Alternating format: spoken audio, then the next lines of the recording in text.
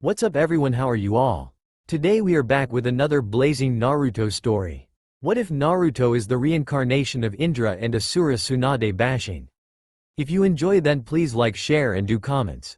And also check the description to original creator of this beautiful creation. Long ago, in a time forgotten by the people of the world, was an era of enduring rage and unending wars.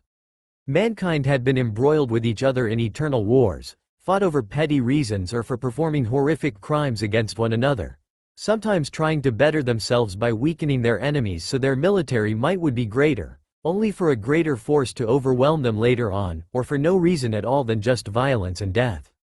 Some even lived to fight on battlefields, take lives and ruin many.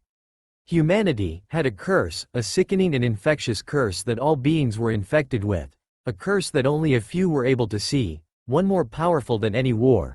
This curse is known as hatred.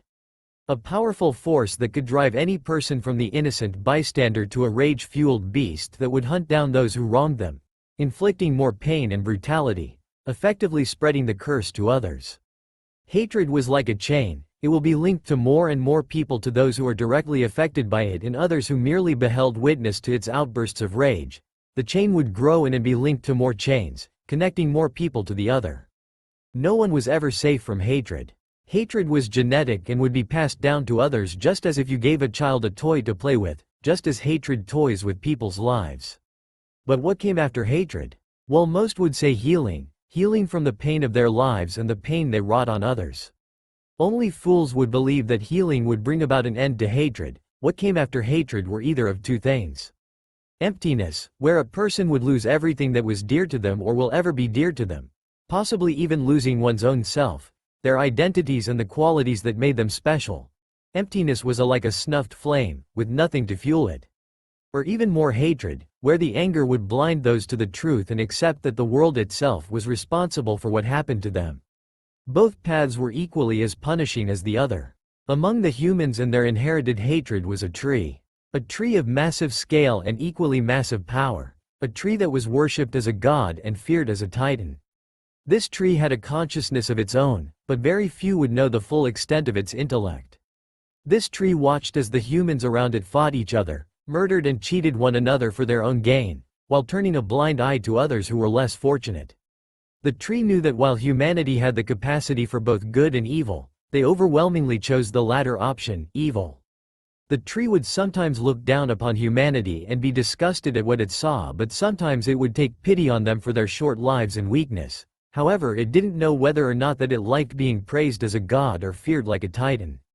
But it did tolerate the level of respect the humans would show it. Even the tree with all its foresight knew that one day, wisdom would be lost, hope would diminish, fate be turned in different directions, valor shall be crushed and justice would fall. It was merely waiting for that to happen, and for humanity to be entirely consumed by hatred. One day the holy tree bore a fruit of immeasurable power and destruction, a fruit that held its own power within it.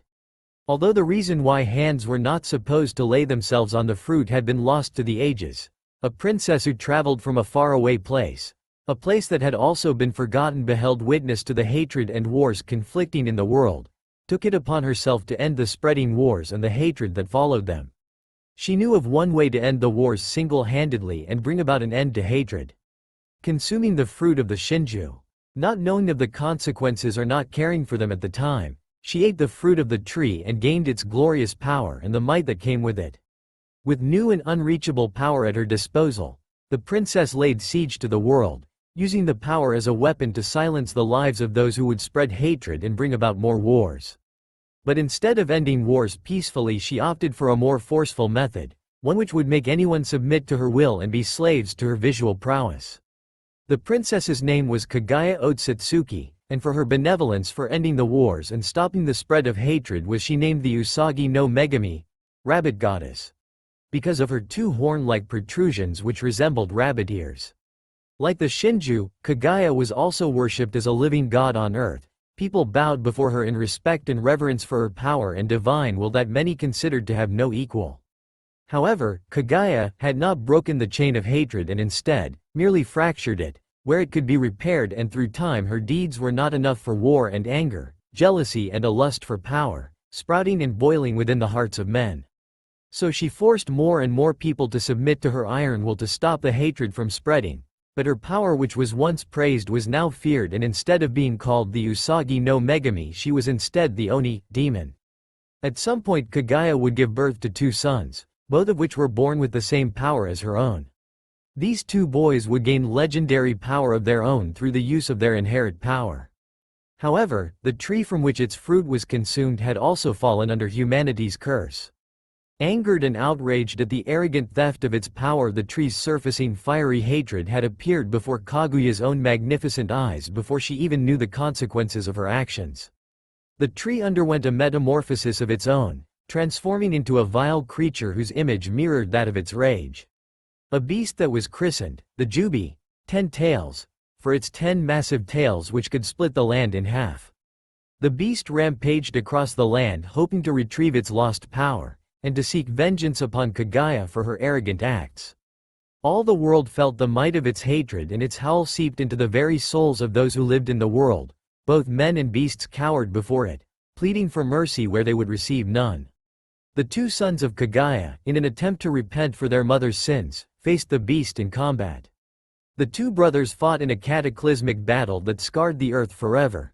The 2 sons with all their power had fought to the near end of their will to defeat the beast and bring about forgiveness for their mother. But eventually the 2 struck down the beast in a mighty fashion. However, the Jubi was connected to the world, just as the world was connected to it. It was basically immortal, so if they couldn't kill the beast, then the creature must be sealed within a person's body so to not bring about even more catastrophe. The older son, by the name of Hagoromo, became the beast's jail and housed the animal within him. And like his mother before him, his own power soared to new heights upon becoming the jailer of the Jubi. He, like his mother, became a god, one even more worshipped than his mother, wielding the greatest weapon in the world. Chakra. Hagoromo would later call this mysterious power, chakra. And unlike his mother who weaponized chakra, Hagoromo wished to use his inherent chakra to bring about a more peaceful solution to the world. Hagoromo, who was a monk, later became known as a savior and would later be universally called the Sage of the 6 Paths. Created a religion, one which people would aspire to and believe in, give them hope and bring about a peace.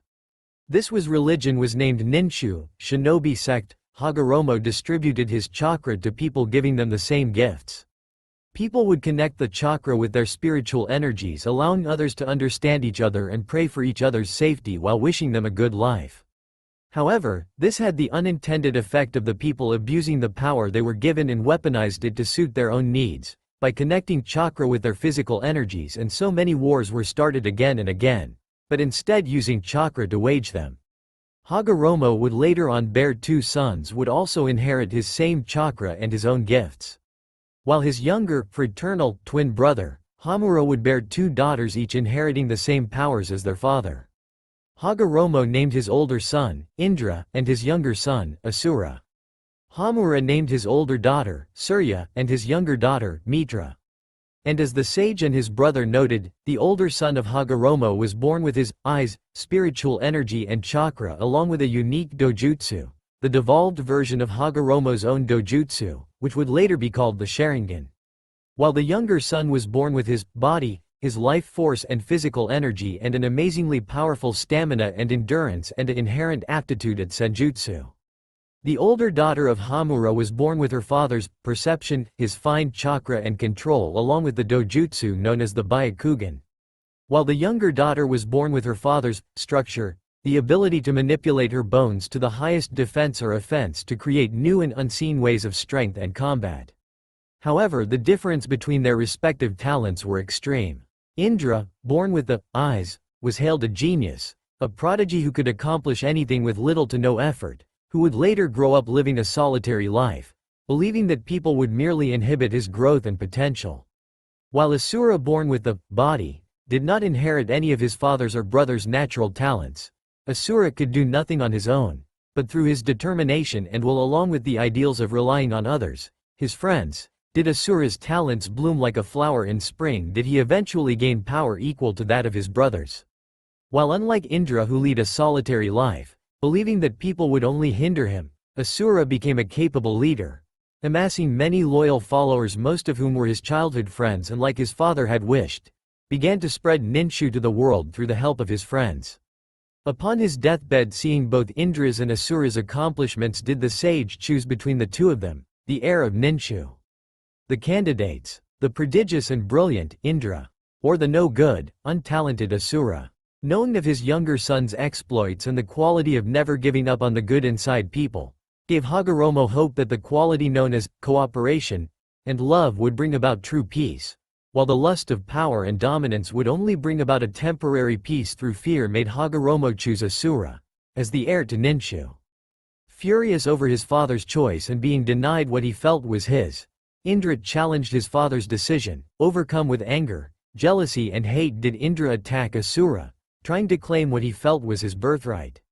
This feud between the two brothers would escalate between their respective families, causing a cold war between the two families that would continue on, never ending through the generations, endless bitter hatred. Indra's descendants would take on the name of Uchiha, the flames of their hatred continuously burning, while Asura's descendants would later be called the Senju clan, inheriting their forefathers' ideals of peaceful coexistence and love. And through distant relations, the Uzumaki clan would also become descendants of Asura. However, something occurred that had not been seen before in the world, something not even Hagoromo or Kagaya had foreseen. When the two brothers died, their natural chakra remained even after their bodies were destroyed, causing the two brothers to reincarnate themselves into various individuals throughout history within their descendants, fueling and continuing the brothers' bloody battle. And with each transmigration, the reincarnations would grow stronger. And like the cycle of the seasons, the cycle of death, transmigration and reincarnation would continue, and the sons would reincarnate themselves into their newest lives. Both brothers existing and never truly dying, like yin and yang, one cannot exist without the other. In the land of fire, a country known for its large forests and bright and warm weather, even in winter, the sun seemed to shine endlessly. In the land of fire, the warmth it would radiate, filling every crevice of shadow within a person. The birds were chirping happily, and the animals of the forests were enjoying their peaceful existence among the forests and trees. The brisk air of summer was saturating the atmosphere, creating a serene scene and utter serenity. It was almost as if nothing could ruin this moment. However, massive black spheres expanded from nowhere, destroying everything that was caught within their presence and shaking the earth to its very core. That earthquakes rocked the ground and mountains were crumbling as if they were made of pebbles. Birds were fleeing and animals were running from the devastation, trying to save their own lives so they wouldn't be collateral damage. Their cries were so loud you could hear them miles away. Terror seemed to have stricken their hearts, and their natural instincts were taking over. Anyone who had a mind would be rightly fleeing the area, for two gods were locked in battle and they were scarring the very land they were walking upon. These gods were two men. They grew up together, fought together, laughed together, and were involved in a wide array of mischievous activities. They were brothers, best friends, they shared everything with each other. But now, they were enemies, fighting over something that was now meaningless.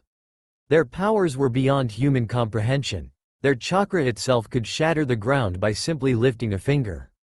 Both were everything that anybody could aspire to be, gods. No, they were far above gods. They were beings that could sit atop the sky and bathe themselves in their respective light. One of the individuals was a tall man with fair skin. He had onyx eyes that looked like it could swallow darkness itself, but his eyes were now blood red with tomo in them, and his left eye was unique, but for the moment he kept that eye closed. He had long, frayed black hair, with bangs that framed his face and reached down to his collarbone. His hair was windswept on the top, which formed into spikes. His hair at the back also reached down near his shoulder blades. He was incredibly handsome, as most women who he walked past would become infatuated with him. He wore a purple long-sleeved coat which ended into 3 coattails and was ankle-length, and a high collar with magatama held by strings on the collar and a symbol of a red and white fan on the back of the coat. He wore bladed ninja gauntlets over the coat with armored clawed gloves and bladed shoulder pads and black armor on his chest. He wore a purple rope belt which was tied into a bow, bladed shin guards and clawed boots. The armor was also tight, allowing anyone to see his muscle underneath, but this didn't prohibit his movement.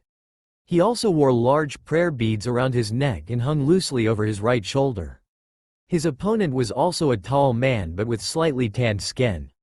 He had deep, ocean blue eyes that just seemed to flow like water, He had spiky golden hair that could make the sun jealous and envious, with streamlined bangs framing his face. His right bangs were longer than his left, reaching his collarbone, while his left bangs were chin length. Some of his hair was tied into a ponytail held together by bandages. He had 3 black whisker marks on each cheek, giving him a vulpine appearance, and upon his forehead were markings of a crimson circle with a dot in the middle, reminiscent of a third eye. He wore mostly black attire. He wore black armored pants, with clawed boots and a blue rope belt that was tied into a knot hanging out in front. He had black armor on his chest and skin-tight attire underneath, the same as his black-haired opponent. He wore a black pronged shoulder pads and pronged bracers with clawed gloves, with pronged knee pads.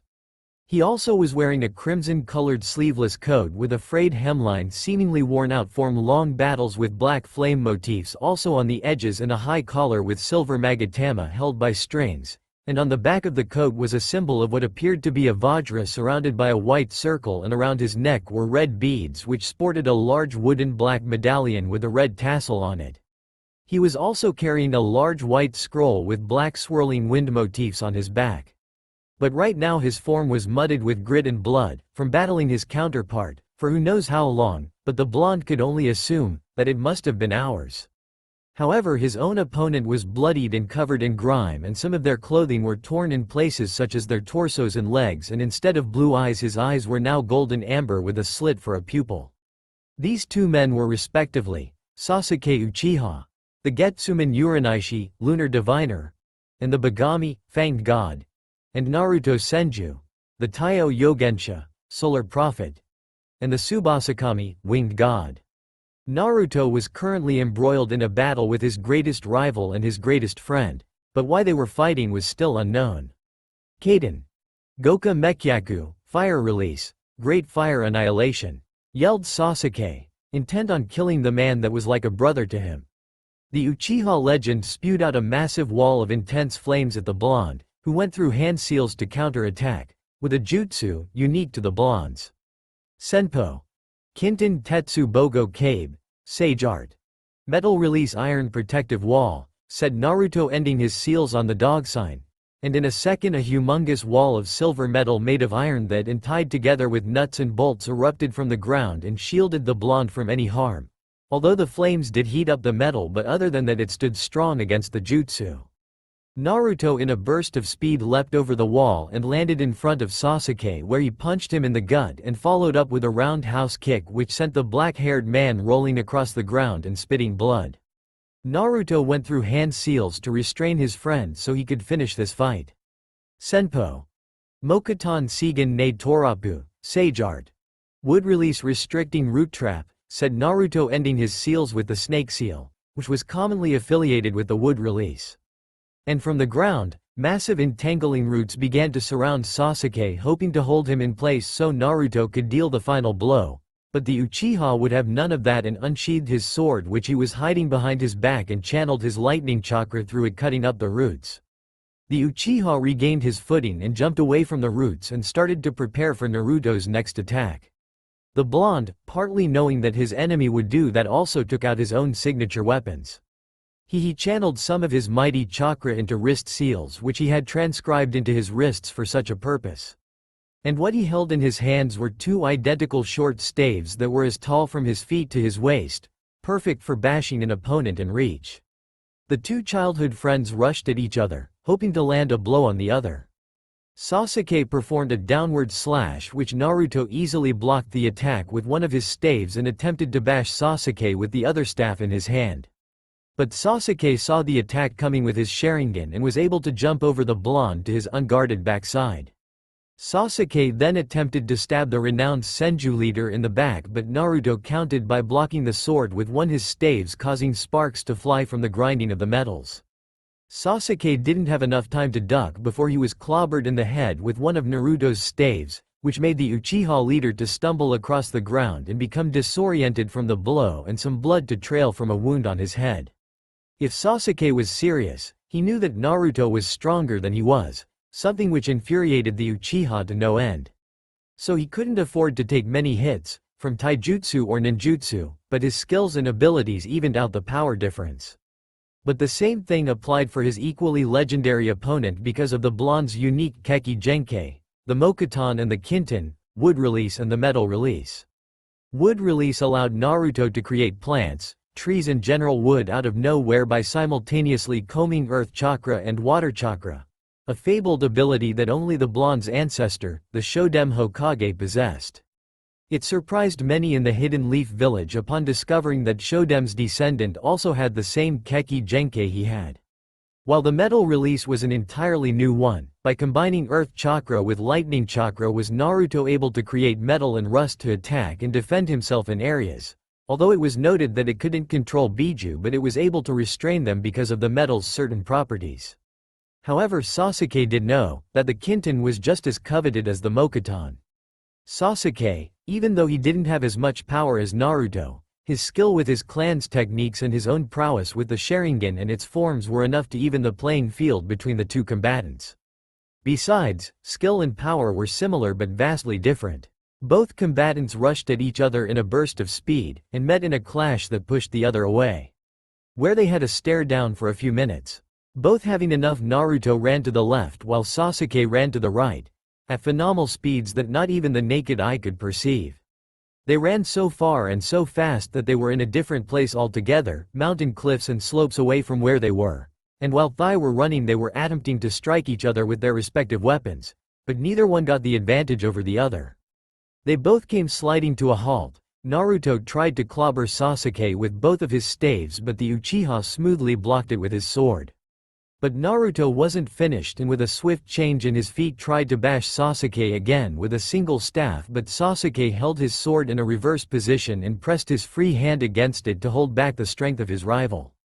Then Sasuke pushed against the sword, and tried to slash Naruto horizontally, but it failed as the blonde staff, which was still blocking the sword, was overturned into a reverse position and effectively blocked Sasuke's sword. Both parties' weapons then rebounded against the other, and Naruto took advantage of that to hit Sasuke some more, but with the Uchiha's powerful eyes he was able to dodge them efficiently and jumped in the air, tried to slash Naruto with his sword in a reverse position, but the blonde knee slid and ducked under the attack easily because of the blonde's increased perception from the senjutsu running through his body constantly. With his sword still in a reverse position, Sasuke again attempted to stab Naruto in his unguarded back, but the Senju leader used one of his staves to redirect the sword where sparks were flying from the scraping. But this didn't stop Sasuke as he spun around to Naruto's left side and tried to slash him. But the man likened to a dragon only jumped away and landed on a cliff where he was using his chakra to keep him standing on the cliffside and away from danger. Kaden.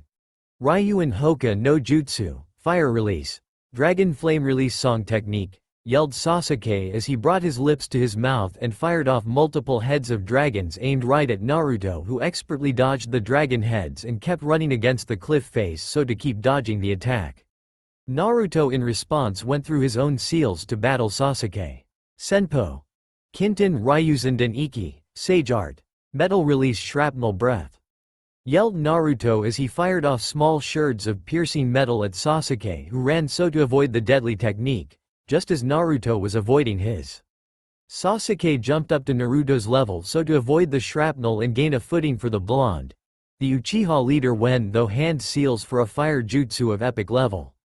A jutsu Sasuke invented himself so to kill his rival for whom he had been fighting for years on end. Kaden.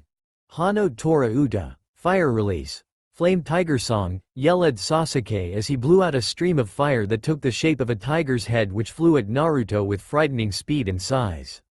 Naruto in response went though hand seals for a jutsu of his own invention also. Senpo Mokuton.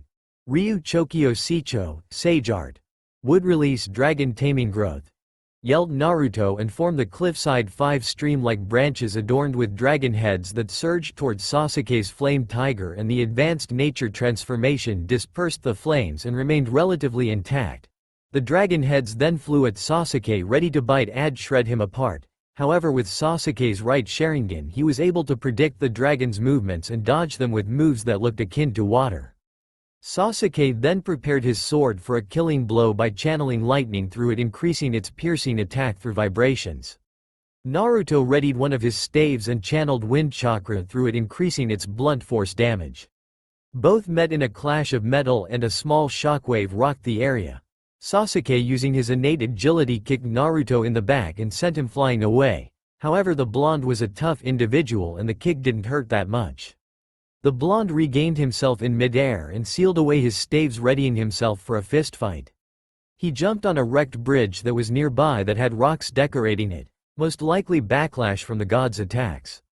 Naruto ducked in time to save himself from a horizontal attack from Sasuke. From Sasuke's viewpoint, it was a vertical attack, and Sasuke landed on a jutting rock just behind Naruto. In response, Sasuke attacked Naruto relentlessly with his lightning-enhanced attacks, but the blonde dodged them easily and without fear. Sasuke changed his tactics and tried to attack Naruto with a vertical slash that would split the man's head in two. However, Naruto caught the attack with his palms and with ease and precision tossed Sasuke head over heels to his right, which made the Uchiha lose his balance and roll across the ground and scraping his clothing. He regained his footing with enough time to dodge Naruto, who was right in his face. Sasuke dodged Naruto and slashed him across the back, only to realize that the clone poofed away in a puff of smoke. Sasuke widened his lone opened eye and looked back to see his Senju rival about to punch him in the face, to which the Uchiha head didn't have enough time to dodge and took the full brunt of the attack, which was a fist impacting against his face, making his whole skull shake. The force of the punch was so great that it launched Sasuke backwards and onto the torn ground of the cliffside, which was breaking itself from the two gods' attacks. Sasuke landed on the ground in a heap but picked himself up with barely enough time to dodge flying spinning blossoms, which were flying fast enough that they literally caught on fire, creating sharp piercing damage from the petals and burns from the flames. Sasuke kept dodging them efficiently. He knew that Naruto was resorting to his Keki Genkai because Sasuke could copy his other elemental jutsu with his Sharingan. He knew the blonde's jutsu very well, from all the times they fought against each other. That jutsu was Senpo. Mokuton Boseki Hai Hana, Sage Art. Would release Spinning Fire Blossom. No wonder they were called advanced natures, since they were stronger than normal natures for sure. Senpo. Kinten Hibiki Gongu Shaku, Sage Art. Metal release Resounding Gong Shock, yelled Naruto as he appeared over the bridge, forming seals which ended on the dog seal, which was commonly affiliated with Kinten. And tiny silver globs came pouring out of his skin. Another part of Kinten is that it can manipulate the iron in a person's blood. The globs began forming into massive gongs twice the size of men with square holes in them, and they began falling on Sasuke, who jumped away to avoid the metal gongs. But he had to be careful as the gongs could create shockwaves that could disorient him. Raiden. Tora Bunseki, Lightning Release.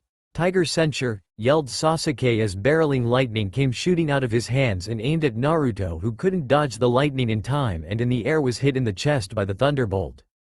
And came falling to the ground with his chest sizzling like a burnt cake. Naruto, not one to be outdone by his enemy, went through hand seals for another Kinten jutsu. Senpo. Kinten Kyodina Kane Nami, Sage Art. Metal release Mighty Bell Wave, yelled Naruto as a massive Asian bell came falling down on top of Sasuke, and we would have most likely crushed him if he didn't move away.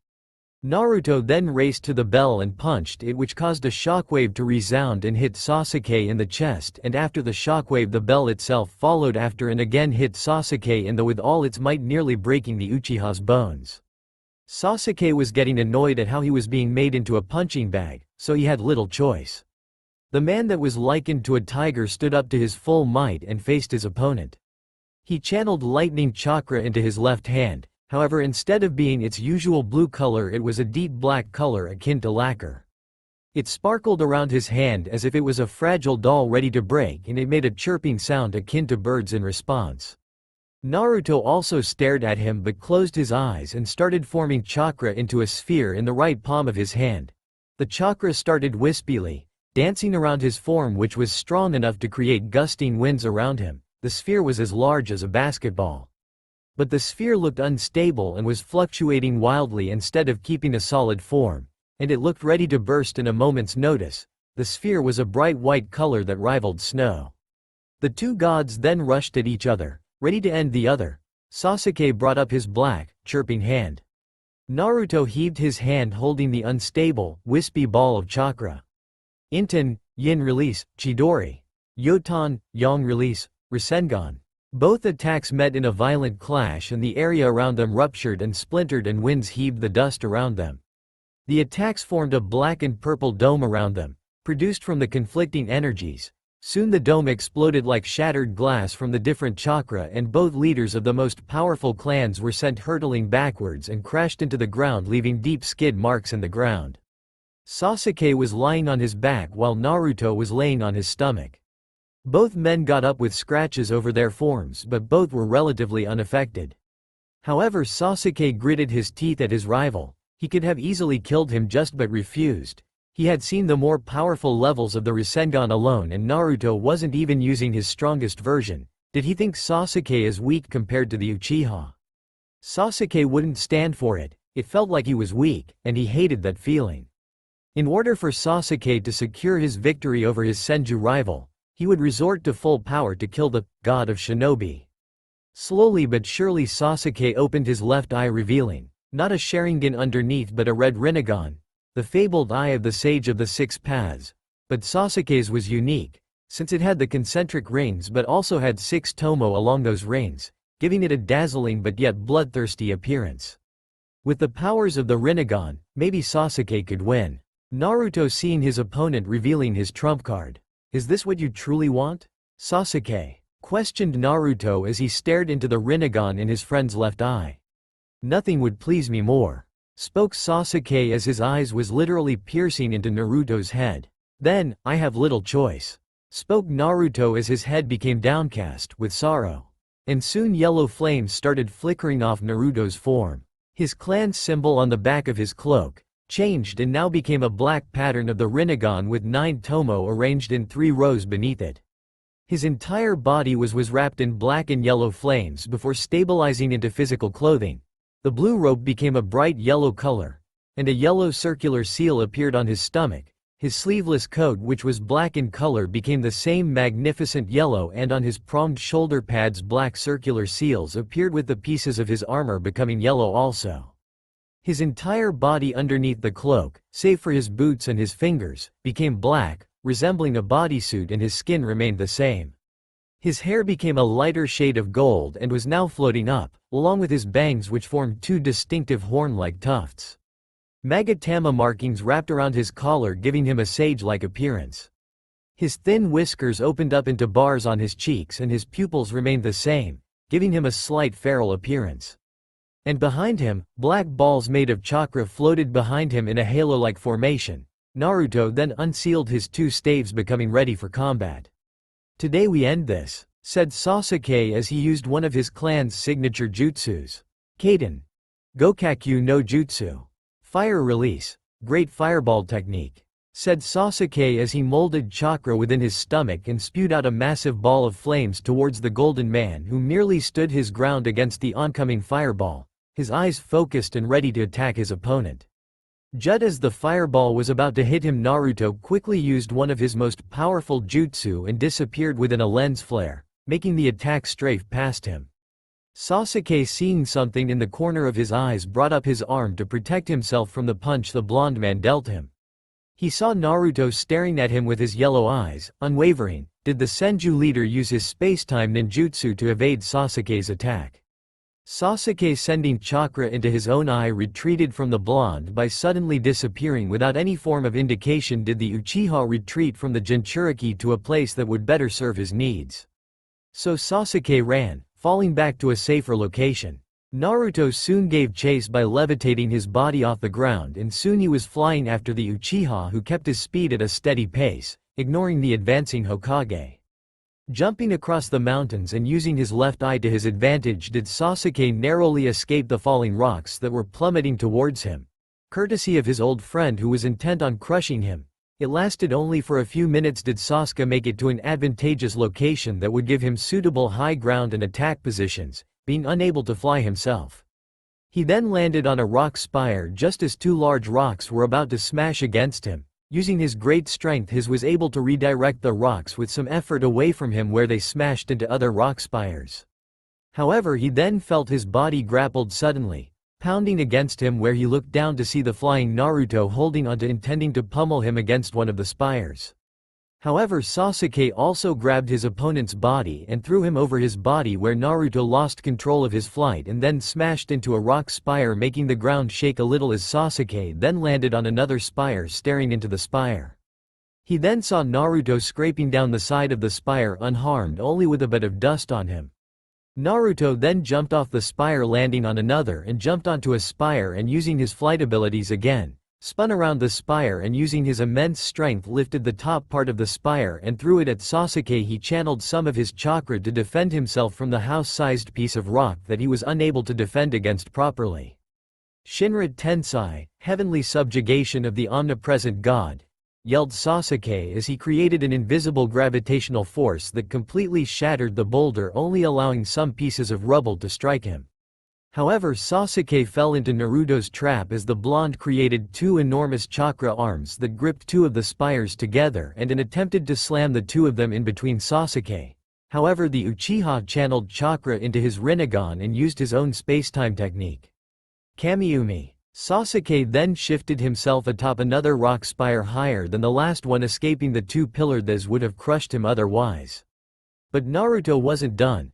Turning his two larger chakra arms into 5 smaller ones, he grabbed several pieces of falling rock out of the air and then made a single hand seal, which phased changed the rock into molten boulders of lava.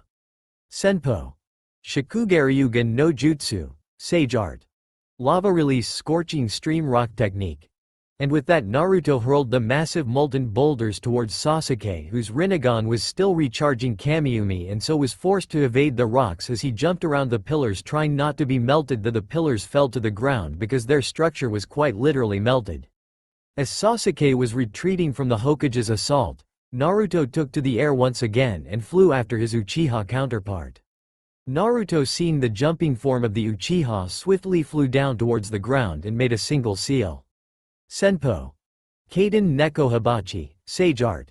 Fire release Catfire Bowl, yelled Naruto as his fingers were encased in blue flames, where he clawed at the air, releasing multiple blue fireballs with whips of black within them, heading straight for Sasuke.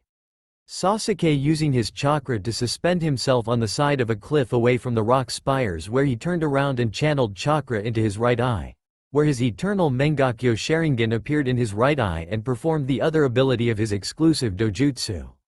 Kamiumi, said Sasuke as before him the blue fireballs stopped in midair just as they were about to hit him, and suddenly they disappeared from sight, where instead Naruto found himself surrounded by his own blue fireballs, where he didn't have enough time to defend himself before he was bombarded from every corner with fire dazzling the sky, and Sasuke IWTH his cold eyes watching from his position as the multiple blue explosions rocked the sky.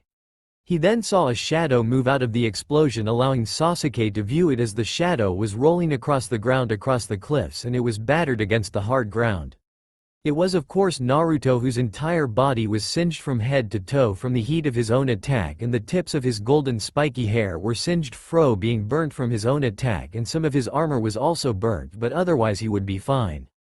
Getting back onto his feet, Naruto glared at Sasuke. Guess the attack didn't give him a blow to his pride. If it wasn't for Naruto shielding himself with his Gududama, truth-seeking ball, at the last minute, he would have suffered far more serious injuries. Of course, he couldn't protect himself completely from his own attack, since the Senjutsu enhanced attack disrupted the ball's form. But luckily the Hokage was durable enough to survive the attack. However, Naruto also knew that Sasuke was near open to attack, so creating a hand seal, Naruto flew up in the air again, and with him came a large rock the size of a house and threw it down on Sasuke, who had to release his chakra holding him up on the cliff. Naruto then landed on the ground, into a small streaming waterfall, where he made 3 hand seals while his legs were in the water. Senpo. Ninja Konbotu. Sansango Kuryu Degeki, Sage Art.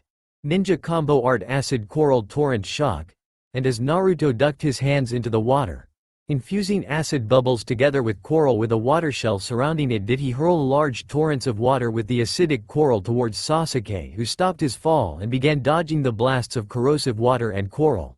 He knew that if he tried to absorb the technique he would be left wide open for Naruto to attack him with taijutsu, so his best option was to dodge the Rokudaim's attacks. However, even Sasuke had a limit as Naruto kept hurling the waves of acidic water and coral. He soon was hit in the leg by a blast where the coral started growing on his leg, restricting his movement and because of the acid burning his armor to his leg. Naruto, seeing his chance, began boiling his very own chakra to inhuman levels where copious amounts of steam was simmering off his form. Launching himself forward, Naruto attempted to punch Sasuke, to which the Uchiha knew if he was struck by the punch, he just might end up dead. As he was falling, Sasuke held out his hand, gritting his teeth from the burning coral, and just as Naruto was about to strike, Sasuke used the powers of his Rinnegan. Shinra Tensei, said Sasuke, just in time to repel Naruto's attack, but the Jinchuriki has experience with the technique and knew that if struck with equal or opposing force then the technique can be countered, and so Naruto boiled even more of his chakra, increasing the temperature and plowing his way through Sasuke's attack, where he struck the Uchiha leader in the chest, and the cliff they were facing was completely shattered from Naruto's punch as the Uchiha was pulverized through the mountain from Naruto's steam-enhanced taijutsu. The punch was so strong that Sasuke was smashed all the way through the mountain and ended up on the other side with Naruto flying after him. When Sasuke finally came to a halt from the punch, he coughed up blood at the feeling of his ribs being shattered from the punch. He could feel his body lying upon what felt like grain. He opened his eyes to see the sun shining in his red eyes. Did the sun have a shadow? He widened his eyes, seeing Naruto ready to punch him again with his steam-enhanced strength, which would kill Sasuke if he was struck by the punch, as his body couldn't withstand such tremendous force again. Quickly sending chakra into his Rinnegan eye, Sasuke used his exclusive Mangekyo technique. Kamiumi, said Sasuke just as Naruto was about to shatter his entire body. Instead, Naruto smashed his fist against empty space and the ground of layered sand with Sasuke some distance away. As the Uchiha was looking around himself, he couldn't help but groan at his location, a sea of sand, which was the worst place for him. But he also saw the amount of steam radiating off Naruto decrease. He could only boil his chakra at that level for a short amount of time. Quickly breaking the burning coral off his leg with his fist, Sasuke frowned at seeing that half of his left leg was covered in burns that was still hot to touch. The coral had grown at a faster rate than he expected, but the acid burned slower, fortunately for him. Senpo. Tsunamuho Noroi Haji, Sage Art. Sandwich Curse Hold, spoke Naruto as he slammed his hands on the ground where dark blue cursed seal patterns appeared and were rushing towards Sasuke at such an extreme speed that the Uchiha had little time to counter before the cursed seal covered half of his body, binding his movements. Sasuke, knowing that he couldn't remove the seal from his body, knew that he would have to fight in such a state. However, he would have to leave the desert quickly, as it was the worst place to be if he was fighting the leader of the Senju clan. His fears came true as sand all around him began spiraling around him, sinking him into the ground. He looked up just as half of his legs were swallowed by the sand to see the Hokage's hand outstretched towards him, and he was slowly clenching his hand slowly. Sasuke knew that if he didn't think of something soon, he would be crushed to death by the Senju leader. He couldn't use Kamiumi in his left eye since it was still recharging, and he couldn't use the Kamiumi in his right eye since the sand obeyed Naruto's will and he wouldn't kill himself. Sasuke, thinking of such an idea, raised his right hand towards the Hokage. Sasuke would use the basics of his abilities. Bansho Tennen, heavenly attraction of all of creation, yelled Sasuke as Naruto was soon swept off his feet, though with some resistance. Even though Sasuke knew it might be a deadly move, if it meant victory over his opponent and his superior power, then Sasuke was all for it. It was only because of his mastery of the Rinnegan that Sasuke was even able to hold his own against Naruto. With Naruto swept off his feet, the sand stopped spiraling in on Sasuke as he reached to his waist. Then Sasuke charged lightning chakra into his left hand with great effort because of the cursed seal binding his body, as Naruto came flying towards him. Chidori, spoke Sasuke as he rammed his left hand into Naruto as the lightning surged around. Soon he pierced Naruto in the chest. However, instead of being met with blood, he was instead met with sand, as Sasuke had pierced a sand clone of his opponent. But the Gudetama was behind him. However, he soon saw the 9 black balls of chakra fly in from behind and started floating around the real Naruto, who was staring at him from behind. He then looked back at the sand clone, who latched onto his arm and began covering Sasuke's entire body. Soon Sasuke was being covered by the sand, and the sinkhole was swallowing him up again. Naruto, seeing that his rival was utterly trapped, went through seals for one of his most powerful Keki Geknai Jutsu. Senpo. Kinten Tetsunohoshi, Sage Art. Metal Release Iron Star, said Naruto, and within an instant, a black jagged, spiked ball appeared from behind him out of the ground. It was twice the size house and with rectangular holes in it with roaring flames on the inside where the flames escaped through the rectangular holes. Without warning, the black spiked metal ball of death rolled towards Sasuke, and if the ground wasn't sand, it would demolish anything within its path as it sped towards its target. Finally reaching Sasuke, it sunk into the sinkhole along with the Uchiha, where it exploded in a shower of orange flame where sand was upheaved and flew everywhere. However, sensing something was wrong, Naruto saw a shadow fly out of the sand and flames. And he beheld Sasuke as he stood upon a mountainous hawk that easily dwarfed trees, buildings and large rock structures. It didn't take a genius to figure out that Sasuke obviously summoned the hawk and escaped the effects of his Tetsunohoshi. Naruto could also see Sasuke's right arm was bleeding heavily, the armor upon it was gone, showing the skin underneath. It had several burns across it and jagged black metal shards within it also, and some of his hair was singed and his face was burnt, but other than that his wounds would be superficial. However, he had a massive disadvantage because Naruto's cursed seal was still clinging to half of Sasuke's body, almost binding his movements completely. So Naruto, knowing that the hawk was faster than him in the air, would never be able to catch it with his sheer speed alone. So this was going to be a test of speed versus strength. Bringing his thumb to his mouth, Naruto bit on his thumb, drawing blood, and slammed his hand on the ground. Kachiyose no Jutsu, summoning technique, yelled Naruto as he was surrounded by a huge plume of smoke. Sasuke atop his widened his eyes at the sound of trumpeting could be heard from the plume of smoke.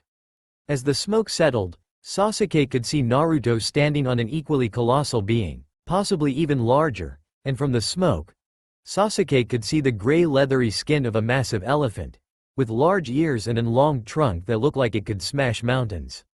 Sasuke-sama, this will be difficult. Zohoko's skin is almost as strong as titanium and his attacks will kill me within only a few hits, we'll have to be cautious. Spoke the hawk to its summoner, to which Sasuke nodded. The chief of the elephant tribe was not an opponent anyone should take lightly, and both Sasuke and the hawk knew this well. Takahane, stay at this altitude while I devise a strategy, but be prepared to move for if they attack, commanded Sasuke, to which the hawk named Takahane nodded at his master. I'll need to create an opening and trap Naruto and Zohoko. Wait, that can work, thought Sasuke as the thought came to him. Takahane, on my signal get me as close as you can without getting hit. I'll be expending a lot of chakra, so this has to work. Yes, Sasuke-sama, said the hawk. While down below upon the desert, Naruto and his elephant summoning Zohoko were having their own conversation. I'm sorry, Zohoko-san. I hope I wasn't interrupting something back at your home, spoke Naruto politely. Not at all, Naruto-sama, so what can I help you with? Said the elephant chief with a smile on his face, but Naruto merely pointed towards Sasuke and Takahane. Oh, him. I wondered when he would make his move. He's always been devious, spoke the elephant, to which Naruto nodded.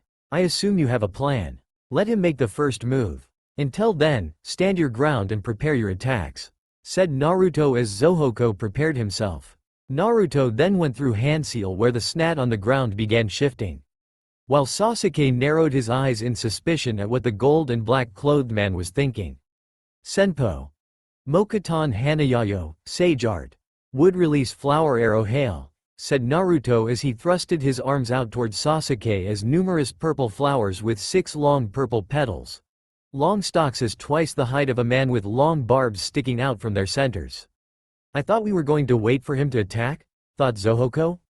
Takahane move, yelled Sasuke as the hawk took evasive action as the multitude of plants started shooting out barbs towards Sasuke and Takahane, who were doing their best to not get hit by the literal hail of arrows from the flowers. As one nearly penetrated Sasuke's head, the Uchiha for a split second sniffed the tip of the barb and deduced that the barbs were coated with poison. Sasuke knew that if he was even scratched with that poison it was death, no escape. If it wasn't senjutsu enhanced you would be paralyzed rather than die. But still Sasuke had to be careful. Having Takahane fly downward towards Naruto and Zohoko did Sasuke channeled chakra into his Rinnegan eye. Rinbo. Hengoku, wheel grave, border jail, said Sasuke as he focused his left red eye intently on Naruto, who sensed a disturbance. Creating a hand seal to combat Sasuke, Naruto simply told his elephant summon to stay still. "Zohoko, hold still, and don't move," commanded Naruto, to which the massive elephant nodded. "Senpo. Ryubi no Jomen, Sage Art. Gate of the Dragon Tail," said Naruto as he clapped his hands together as 2 rows of 20 white pillars as tall as Zohoko fell from the sky and dug themselves into the sandy ground all around the elephant and his master on each corner. And Naruto could sense their presence, the shadows battering themselves against the gates, cracking the incredibly strong wood. However, what the blonde didn't know that this was Sasuke's plan. Sasuke then brought up his right arm and with great effort lifted his left arm, because the cursed seal is hampering his movement, clapped his hands together as he stood upon his mountainous hawk.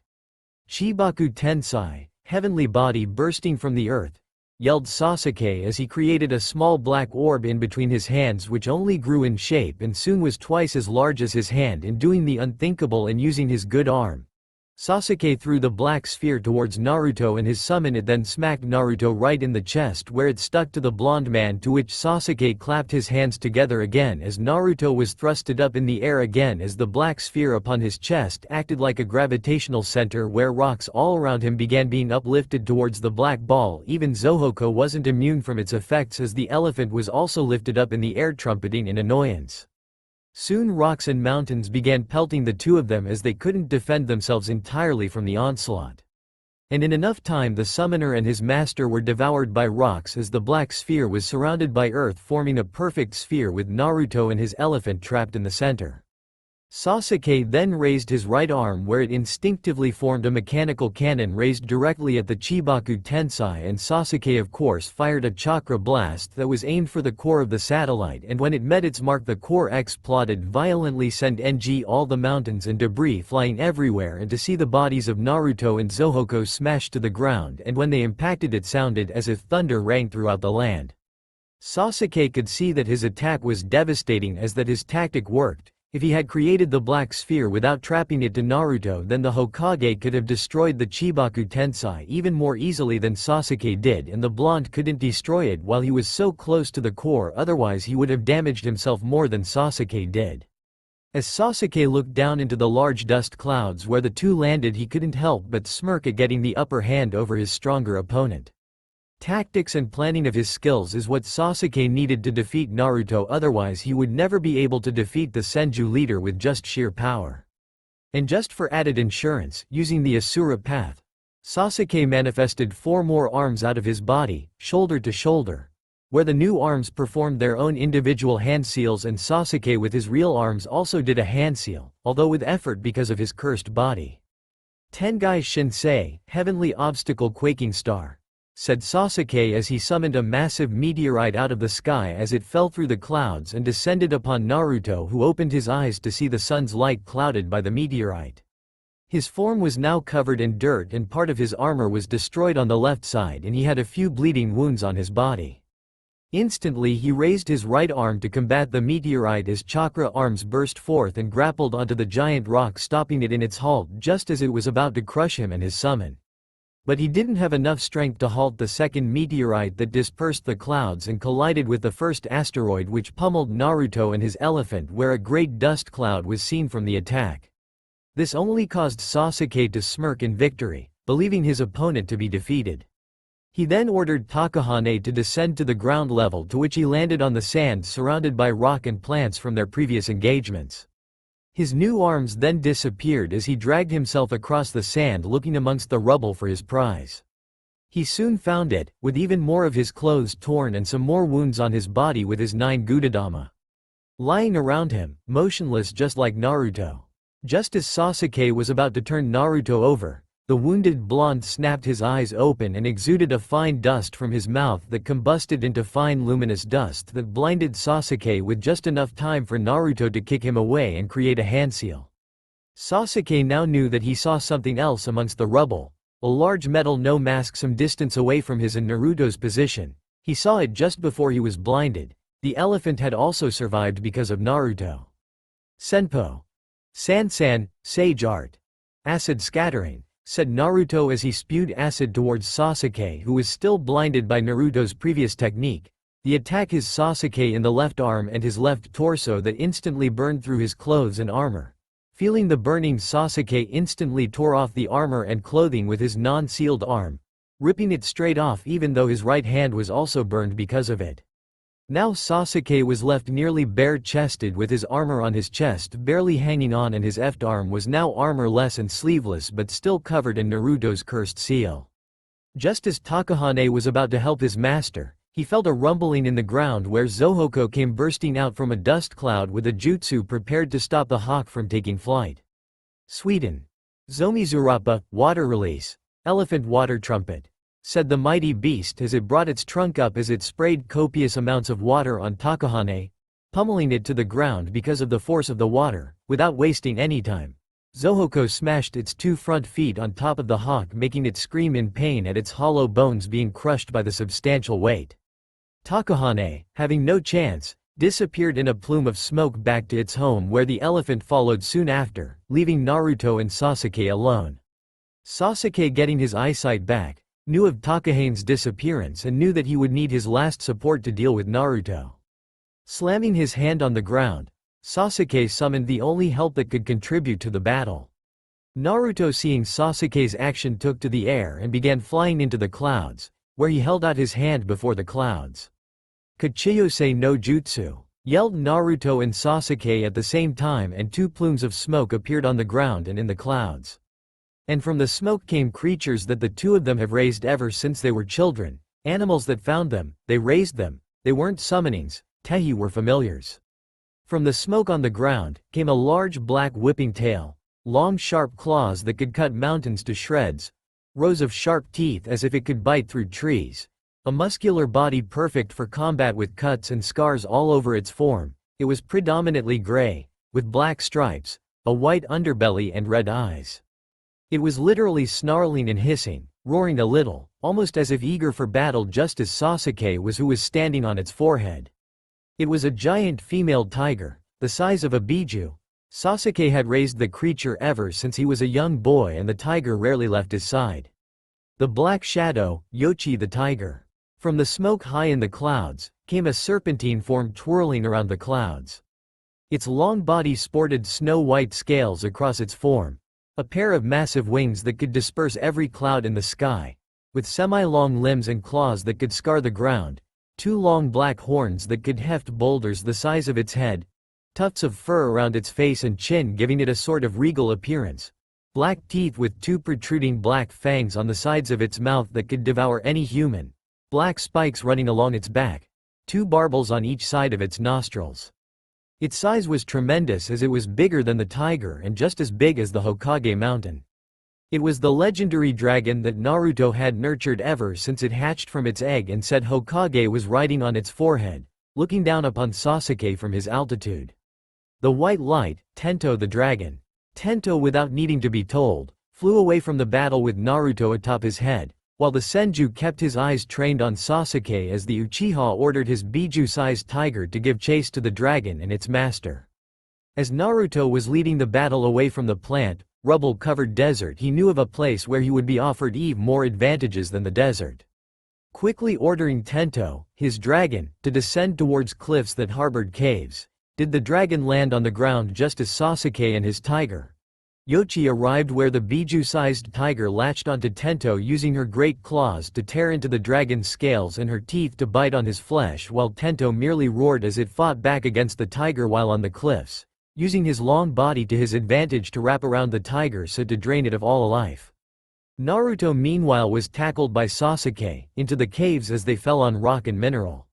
Once they tumbled onto stable ground, Naruto kicked Sasuke off him, who disappeared into the darkness, with Naruto scanning his eyes all around the cave, while unsealing his 2 staves and combining them into a single weapon. Sasuke in the darkness merely unsheathed his sword. The cave was dark, too dark that it was near impossible to see without a sufficient source of life, the only light coming from green crystals that dotted the cave, offering minimal luminance. "I don't need eyes to find you, Sasuke. I can hear your breath, smell your pride and feel your presence. The thing is, can you find me without your eyes?" spoke Naruto, speaking into the darkness. And he raised his staff multiple times to block weapon attacks coming from Sasuke, such as large shuriken, kunai, and Sasuke strafing by with his sword and fading away into the darkness. Naruto made a single hand seal, and just as he blocked Sasuke's weapon attack, he spat ink into the Uchihas, causing him to yell in slight pain at his now blinded eyes. Naruto followed up his assault on the Uchiha by creating chakra arms that pummeled the Rinnegan wielder into the ground. Sasuke then lifted himself off the ground and rubbed the ink out of his eyes. He then channeled chakra into his left Rinnegan eye, and from his vision black flames, sprouting from his field of vision, filling the entire cave with black flame, burning anything and everything within a crisp. Naruto, taking evasive action, used one of his Gudodana to shield himself from the flames. Quickly taking a chance to escape, Naruto flew to the roof of the cave where a door hole was visible. Sasuke, not content with his prey getting away, jumped all the way up to the hole trying to catch up to the flying blonde. When Naruto reached the exit, he could see Sasuke running at him, jumping through the cave where he destroyed the exit and landed outside, staring up at Naruto, who remained levitating in the air. "Time to take the kitty gloves off," spoke Sasuke as he sent chakra into both of his eyes where a purple skeletal ribcage surrounded him. So he's getting serious. If he's using that, thought Naruto as he frowned at Sasuke below. Susanoo. The Susanoo, and around Sasuke came a purple skeletal ribcage made entirely from the Uchiha's chakra. Sasuke advanced his Susanoo further and skipped all the necessary forms to reach its final state and most powerful state. Sasuke's final stabilized Susanoo was an enormous winged construct which was perfectly capable of flight. In this state, Sasuke's Susanoo was clad in armor akin to that of a samurai.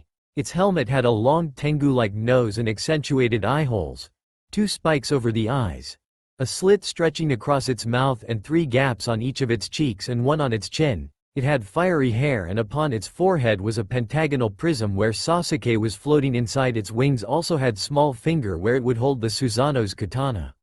But Naruto was not intimidated by the chakra construct that dwarfed even tailed beasts. Naruto responded to Sasuke's ethereal warrior with his own ethereal warrior.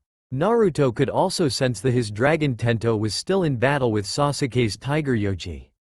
Varuna, thought Naruto as he was also encased in chakra. But unlike Sasuke, it appeared like yellow flames with black markings acting as a ribcage. And around him the yellow flames started taking on a corporeal form, with black markings across the body. And finally, Varuna was complete. Varuna was like Susanoo as it encased the user in chakra, protecting them from harm. But the Varuna took the form of a 3-headed, 6-armed battle avatar, with monk beads wrapped around its neck with 3 black tassels on the beads. It also sported a uniquely shaped hat with spikes facing to the right and 2 black lines on each side between the curves of the hat with artificial ponytail on the hat. It also sported circular seals on its shoulders and stomach and bar-like markings on the form's hands and feet, and had 3 black lines on its torso resembling a ribcage with a cloak of yellow chakra which swayed behind it, with 9 black lines running down, and black balls of chakra which were Naruto's Gudodama also floated behind the Varuna in a halo-like fashion, and its form was constantly flickering yellow flames. Its height was enormous as it easily equaled the Susanoo in height. Asura's battle avatar, if you were wondering. Sasuke's Susanoo readied itself to attack Naruto by unsheathing its twin katana. Naruto's Varuna responded by manifesting a short staff in each one of its 6 hands by applying shape transformation to the Gudodama. Both heavenly beings and their respective masters charged at each other. Sasuke's Susanoo raised its sword and performed a downward slash on the Varuna, but the battle avatar raised 2 of its staves to block it, and with its other 4 arms it attacked the Susanoo's chest, with multiple barrages from the staves. But given that the Susanoo is mostly used for defense with considerable offense, the staves were able to cause harm to it, but not much. The Susanoo, using its free katana, attempted to slash the Senju's avatar, but Naruto, sensing the attack coming, was able to have his Varuna dodge it, but the resulting slash tore apart any mountains that were in the area, cutting them in half with little to no effort. Naruto, seeing the destruction, was unafraid of it. It did nothing to break his fighting spirit. Naruto from within his Varuna commanded the warrior to jump in the air. Sasuke with his Sharingan saw Naruto coming down from the sky, with his avatar's staves ready to strike him in a stabbing motion. Sasuke readied his Susanoo's wings and was able to drift away from Naruto's avatar that was just about to hit him. The result, from the force of the impact, was enough to completely shatter the entire earth they were battling on, causing it to be crushed into pieces of rock that were the size of specks of salt. Even the mountains Sasuke had cut in half were punished even more as their entire form came crashing down, becoming nothing more than dust. The trees and lakes that were nearby were uprooted and their shape was distorted. Total destruction was what remained, and the mountains they were battling in was nothing more than a rocky, splintered and gray area. Sasuke's Susanoo was able to escape the immediate danger, but still, the sight was still in Sasuke's mind. Just how could his greatest enemy, someone who was born with utterly no talent or genius, able to match a prodigy such as himself? He hated feeling weak, as it proved that his opponent was stronger. Sasuke's Susanoo flew down at Naruto, ready to battle him once again. "I'm not going to lose to you," thought Sasuke as he was nearing his opponent. "I will protect my village, my friends, and those who I love more than anything. If it means killing you, then I will force my hand," thought Naruto as he prepared himself for Sasuke. Both beings then met in a clash that created massive gusts of wind that blew away any dust and debris. Then both constructs jumped away from the other and fell into defensive stances where they attacked each other again with violent clashes that shook the earth to its core. Naruto and Sasuke kept attacking one another, hoping to gain an upper hand. Naruto, with a tactic in mind, had his Varuna prepare the Gudadama by clutching one in each hand where it charged towards Sasuke, smashed the black balls into Sasuke's Susanoo where it disintegrated on touch, almost as if the warrior was screaming in pain from the attack. Much of the ethereal warrior was damaged and hurt where it lost a leg, an arm and about half of its body because of the raw power of Naruto's attacks. However, Sasuke reformed the warrior and healing all damage done to its body by feeding off Sasuke's chakra. Sasuke then threw its two swords at Naruto's Varuna where they cut the three-headed avatar in the side and on its shoulder, but it didn't deter it when it grabbed swords out of the air and threw them back at the Susanoo where it stabbed the warrior in the chest. Sasuke's Susanoo then jumped away, hoping to avoid the dangerous attacks that would surely kill Sasuke.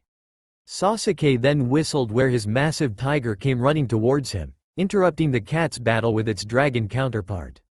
Naruto also did the same and Tento flapped his wings intent on getting to Naruto's location. Both legends then deactivated their guardian deities and landed on the respective heads of their familiars. "Susanoo, Varuna," spoke Naruto and Sasuke at the same time, except instead they were shaping their deities around their familiars. Yoshi was covered from head to toe to tail in purple protective chakra plates and two extra rams, one over each of its shoulder, holding twin katanas in each hand. Yoshi's face was covered in the helmet of the Susanoo, gaining a long Tengu nose, two horns over its ears. Samurai-like armor also sprouted its shoulders and purple flames were flickering off its form with a hexagonal prism on her forehead where her master was floating within with his arms crossed and the cursed seal on his body disappearing because of the ethereal warrior. Tento was encased in flickering flames and translucent chakra. On its shoulders and stomach were circular seals and lines that ran up and down from the seals. On both sides of the dragon's face were two identical copies of the dragon's face, mirroring Naruto's singular Varuna. Upon its three heads were circular hats with an artificial ponytail with two black lines and a dot on each hat. Its scales along its body disappeared, being replaced with the chakra of the Varuna. It also gained two extra pair of arms with lines running down each arm. Black lines were also running along the entire length of his body ending at the tail, and it also gained black lines on its torso looking like a ribcage and prayer beads with the tassels around its long neck, and finally gained an extra pair of wings with three black lines on the wings, and Naruto sitting within the hat of Tento staring at Sasuke. "Come Naruto," yelled Sasuke as he and his Susanoo enhanced tiger pet charged at Naruto.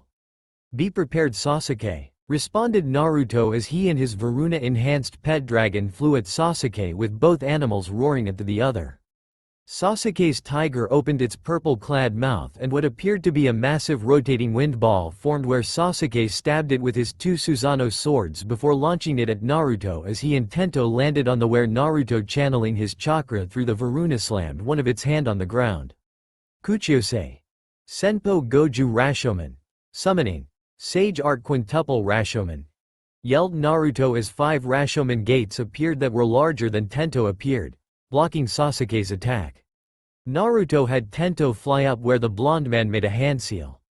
Fleet Tento seemed to be sucking in its gut. And everywhere leaves from all around gathered around Naruto and Tento where the two of them fired of water jets from Tento's nose with razor-sharp leaves the blonde had gathered where the leaves and the water mixed together where the pressure from the water enhanced the leaves' cutting power where they pierced into Sasuke's Susanoo-enhanced tiger.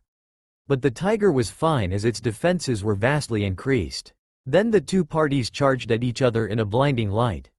Later, their battle was coming to an end. Both opponents were pushed to their absolute limits and power. Their clothes were burnt and were hanging limply, just barely clinging to their bodies. They had oozing wounds from the attacks they dealt to each other. Their hair was caked with blood and their bodies were covered in bruises and both were panting heavily. The environment around them was barren and gray and all life had been exterminated from the area. There was little to no color. The trees were gone and the mountains looked like they had been filed down into ash. The scene would make anyone gasp at the hideousness. Dark clouds were gathering over the area, blocking the light and darkening the sky. The ground was gray and cracked almost as if someone had literally broken it like glass. Whenever someone would walk over it, the tiniest dust cloud would be upturned where they stepped.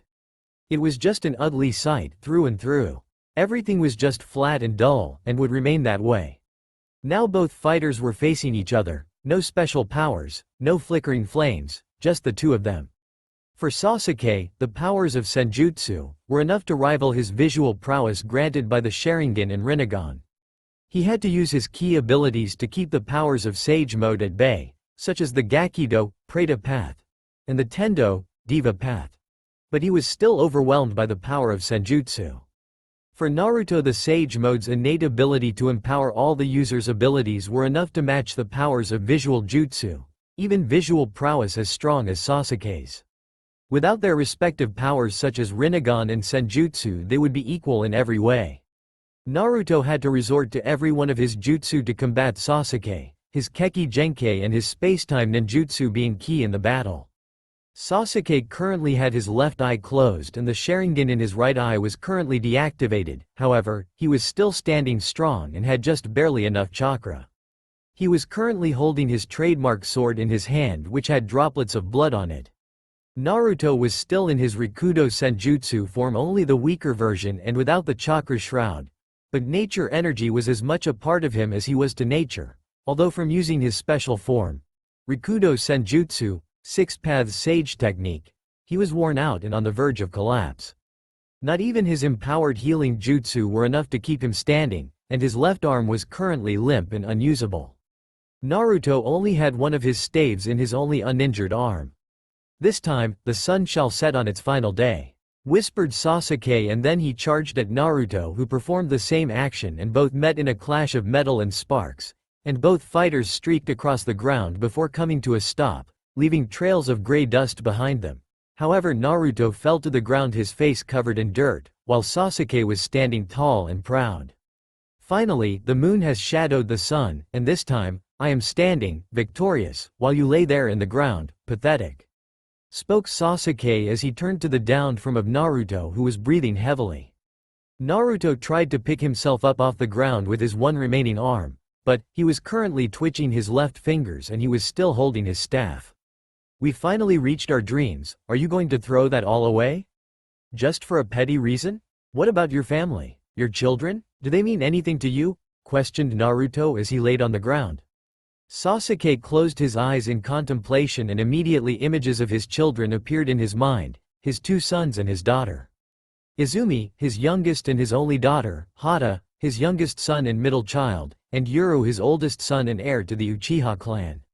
He loved all of them equally, just as much as he loved his older brother Itachi. They were the only family he had left, after Sasuke's wife died giving birth to Izumi. He raised them from that point onward as a single father. But still, they won't be safe in Konoha. No Uchiha shall be. What I am doing for their sake, spoke Sasuke as he walked toward the still downed form of the leader of the Senju clan. Naruto was currently tightening his left fist, only subtle actions that Sasuke wouldn't pick up on. The only way to ensure their safety is to make people fear the Uchiha. Fear and power lead to peace. That is the only way to keep my family safe and fulfill what our ancestors tried to accomplish. Continued Sasuke as he was standing over Naruto. You speak like your ancestors, have you not learned from the mistakes of our past lives? Not truly knowing the value of people. The only way to understand how the world works and what people truly think, is to interact with them. We must experience what makes a person a person. Understanding others cannot be forced. It is something someone must live with, and through living it we discover that human life is precious, and I will do anything to protect it. True peace is attained through kindness, understanding and cooperation. Monologued Naruto, in an attempt to make Sasuke change his mind.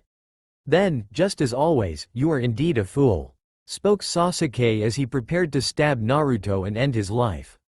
Naruto just closed his eyes and readied himself for Sasuke's final attack. The blonde channeled a controlled amount of chakra into his one staff, making a clicking vibration. He scrunched up his left ready to attack.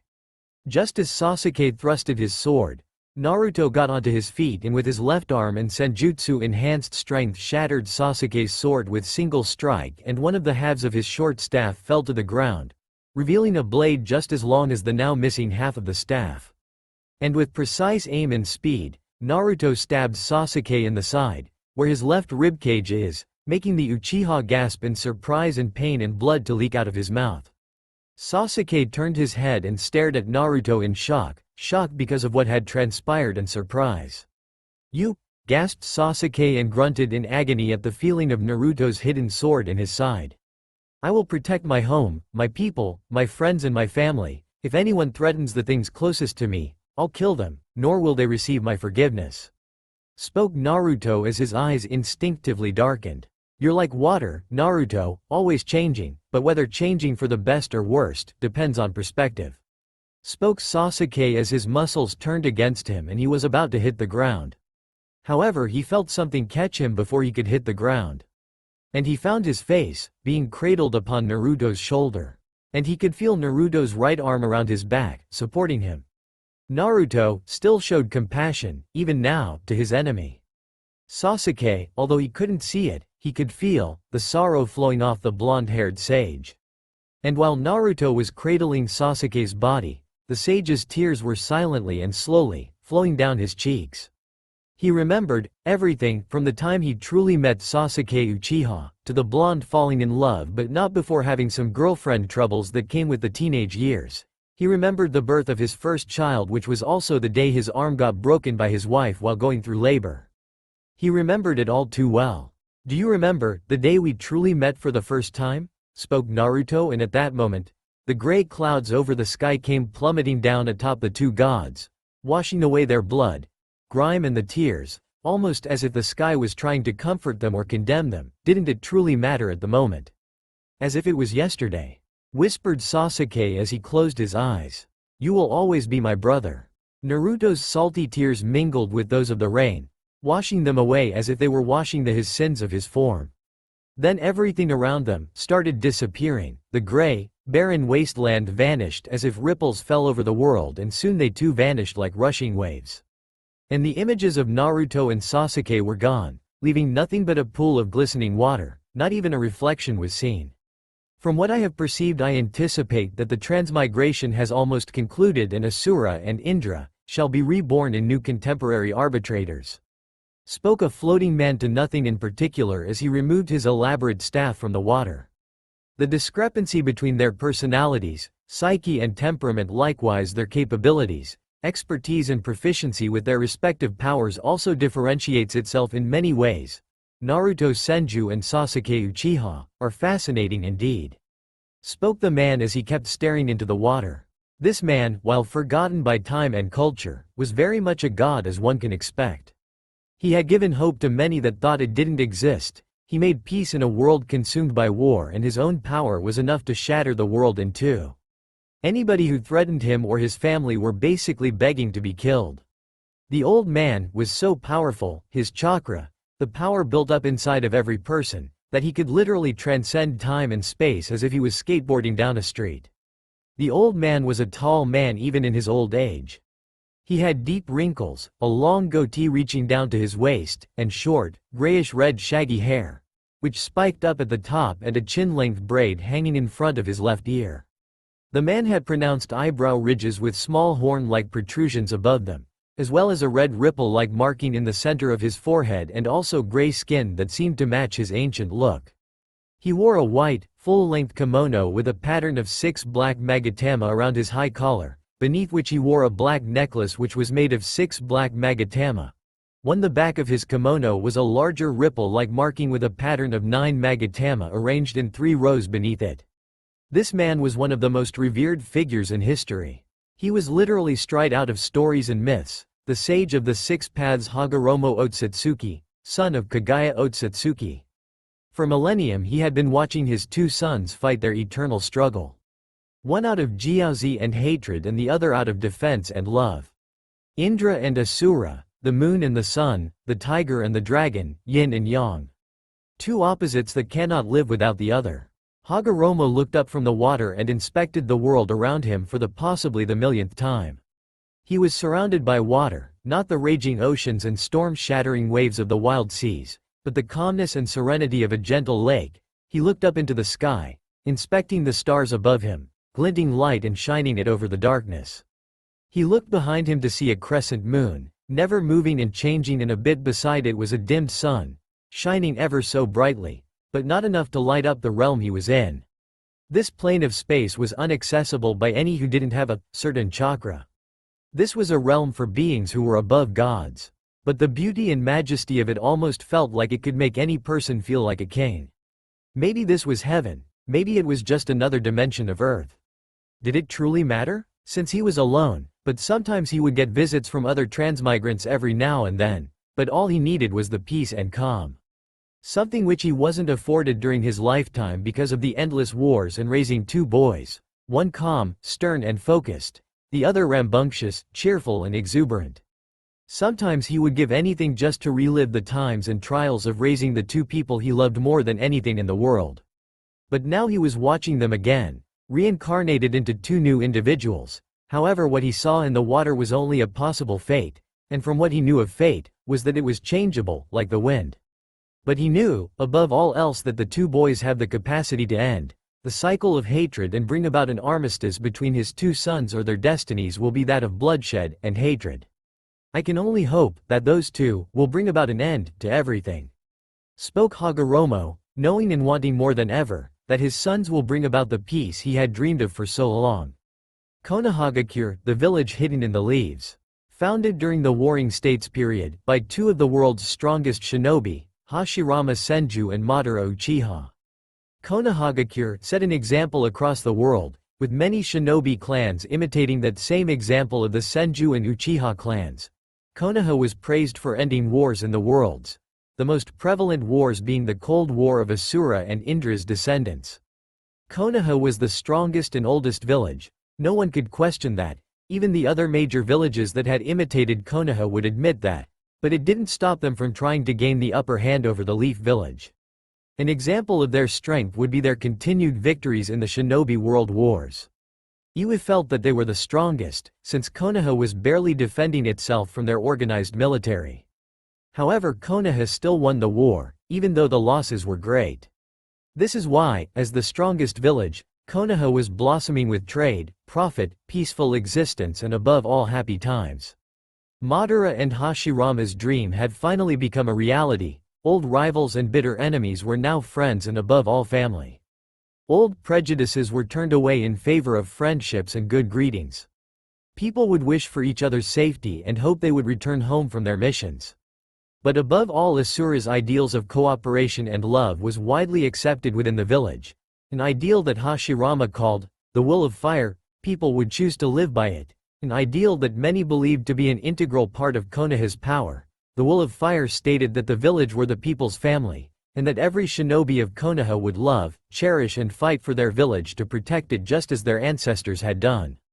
According to the Sandaime Hokage, the will of fire gives people the power to believe, to continue fighting despite the odds that they may never win. It was a testament to their willpower and strength. But now, peace was met and Konoha was prospering greatly from that peace. The Third Shinobi World War had ended and the Yondaime Hokage had been chosen. Minato Namikaze, the main driving force in their victory against Iwa, was chosen to take up the mantle of such an important role in the village.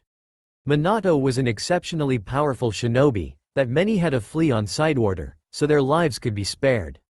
Minato was one of the most gifted shinobi to have ever lived, his power easily rivaling that of the previous Hokage, maybe even surpassing his predecessor, Hiruzen Sarutobi, a man reputed as the Shinobi no Kami, god of shinobi, the very same title that Hashirama Senju had held during his lifetime.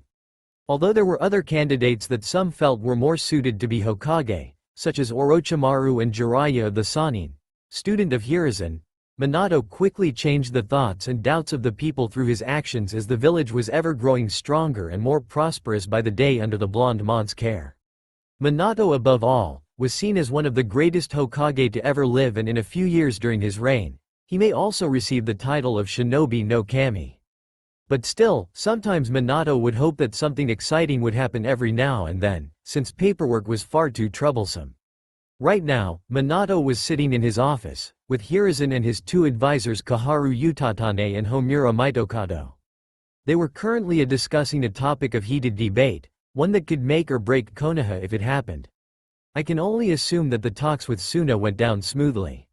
Spoke Hiruzen, who was currently puffing on his pipe, loving the feel of tobacco filling his lungs. Konoha would benefit greatly with an alliance with Suna, and the Case Cage would also benefit from some of Konoha's resources which their village sorely needs, such as medicinal herbs and water. I spoke with the Yondaime Case Cage personally. Although he was rather blunt and impatient, he also wished for a compromise between our respective wants and needs. Although he did make snide remarks about Konoha. Spoke Minato, earning a frown from Homura and Kaharu. We were able to agree to a peace and alliance treaty between our villages, one of them being that we will trade some of our resources to Suna for their benefit, just enough they can stabilize their situation, and the other that the respective villages would come to each other's aid, should we be attacked from other forces. Well, at least, we won't have to consider Suna our enemy for now. Spoke Homura, who was a little pleased with the outcome. But given our own wealth, I suppose we won't have to demand anything in return from the ninja of the Sand Village. But also, our own military might has been rapidly growing with the introductions of the Hagoromo clan, Iburi clan, and the Fuma clan. With the full devotion from the Kohaku clan, their ninja are already trying to prove themselves loyal to the village, most likely to gain power and status amongst their fellow clans. Spoke Kaharu, who was a little pleased at more ninja clans joining Konoha and therefore making it stronger. Either that or they're grateful that they now have a true home and wish to show their gratefulness by bringing in more funds for the village. But we can't deny that those clans will be essential to the power of Konoha. Spoke Homura. The Fuma clan were surrounded by enemies from all sides, and without a village backing them, they would have quickly been eliminated by Kumogakure. If we hadn't stepped in, one of the world's strongest clans would have joined another village, or their friends, 6 feet in the ground. Spoke Hiruzen, and he too saw the wisdom in what Minato had done, aiding to Fuma as he was gaining their loyalty through sending shinobi to assist them. Although there were losses, they were made up for them by the Fuma clan wishing to join Konoha. The Kohaku clan were always hesitant at allowing their full might to join Konoha, but with a little charisma and a lot of persuasion, I was able to have them join us, and according to reports, they are even happy. Spoke Minato with a large grin. Just smiling at the prospect of new friends seemed to make him giddy. However, the Hagoromo clan have always had bitter resentment towards the Leaf, maybe because they weren't initially invited to join the village during the Shodem's reign, or because their enemies the Senju clan helped found it. Said Homura, trying to discern the Hagoromo clan's motives in joining Konoha. We were able to snuff out any resentment that the Hagoromo clan had towards Konoha, by giving them their own compound and place within the village, a home, something which they desperately wanted in the end. That should keep them happy in the long run, but it may be a while before we have their loyalty. Spoke Hiruzen, and even Minato knew he was right. Since things such as new alliances were volatile at best, he hoped that like his previous Hokage, they could gain the Hagoromo clan's friendship. And what of the Iburi clan? Given their weak bodies and unstable but yet powerful Keki Genkai, something must have been worked out. Questioned Kaharu, over the Yondaime's actions. Don't worry about the Iburi, I know full well of what ails them, and I have one of the best working on their problem. Reassured Minato as he turned around in his chair slightly. May I ask who? Queried Homura, which made Hiruzen smile and Minato to grin slightly. Well, I just asked Tsunade for a few favors and she was willing to come back. Spoke Minato, making Homura Nadkaharu gasp in surprise. She's back in the village, how? Why? I thought she would never return. Spoke Homura in shock at what he had just heard. She's not resuming her shinobi duties, but I was able to work out a compromise. She'll instead be taking control and working at the hospital, treating house shinobi and civilians, although she did say that she had lost faith in her medical skill. Well, let's just say she took a gamble and lost. Spoke Minato with a small grin. At the hospital, Tsunade, the greatest kunoichi in the world, was currently caring to an injured child who had broken her arm when trying to rescue her pet cat from a tree. The child had come in screaming and crying, frightened for her arm which was throbbing in pain. Tsunade spent a good 10 minutes trying to calm the poor girl down so she could treat her injury. She had to sing a lullaby that her father once sang to her when she was a little girl. The child was only 4 years old, but the busty blonde could at least give it a try. And to her own surprise, the child had calmed down by the time Tsunade had reached the 3rd verse. She then applied medical ninjutsu and was able to repair the damage to the girl's arm. "There you go," said Tsunade softly as she was wrapping a bandage around the small girl's arm. Tsunade then turned to the mother of the girl, who had a look of relief and happiness on her face. "All you have to do is change the bandages weekly for 3 weeks, other than that, she'll be just fine," spoke Tsunade with a small smile. "Thank you, Tsunade-sama," said the mother, taking her daughter's hand in her own. "Bye-bye, miss," said the little, waving at Tsunade, who waved back with a small smile. Things had certainly changed for Tsunade when she came back to the village. Well, it was more like Minato dragging his ass back to her home and knocking some sense into her. When Minato had first appeared to her at some gambling den where, of course, she was gambling her money away and getting herself dead drunk on sake. He asked her to return to the village and to serve as its chief medic and advise the other medics, and among other things. She had explained to him that she was no more less interested in going back to Konoha than to give away all her money for any reason other than gambling. But knowing Minato ever since his childhood, since her former teammate Jiraiya had introduced her to Minato and his own teammates, she knew that the blonde man was as determined as you can get, so for a week he traveled with her, well, more like stalked her until he got his answer. Every day she would wake up and she would see Minato waiting for her answer. If only she could flatten him like a bulldozer, but she knew that would get her in more trouble than she was worth. Eventually he came up with a compromise. Well, technically it was the same question he was asking her. She said right to his face that she would never return as a shinobi of Konoha, but Minato retorted with the fact that he just asked her to be the head medic and not a shinobi on the front lines or performing missions and such. She felt so stupid that she didn't ask for any other details on what Minato wanted. But what she didn't know was the blonde mont's ulterior motive in asking her to return. Minato was a shrewd man, who never did anything without a clear purpose. He knew that if Tsunade would return to being a medic, then maybe she could find solace and healing through the physical healing of others. Although she didn't answer him after finding out what he really wanted, he still had to drag her back to the village. So now here she was, and she had to say that maybe returning to Konoha was actually a good idea. It gave her happiness to know that she was bringing happiness to others through simply healing cuts and bruises to saving lives and repairing mortal injuries. Sometimes she would just watch the tears of relief trail down people's faces, knowing that their loved ones were still with them. This was one of the reasons to why she became a medic of renown, one to follow and be like her legendary grandfather, who was reputed to be the greatest medic in the world, capable of healing himself and others without forming seals. They just to be in his presence to be healed. And she would admit in a heartbeat that she was nowhere near his level, but she was able to replicate his abilities through various means such as her summonings and her Byakugo no In, strength of 100 seal. The other reason was to make people happy, seeing their smiles and joyous laughs. A light would warm up in her, like a small sun, a heartbeat.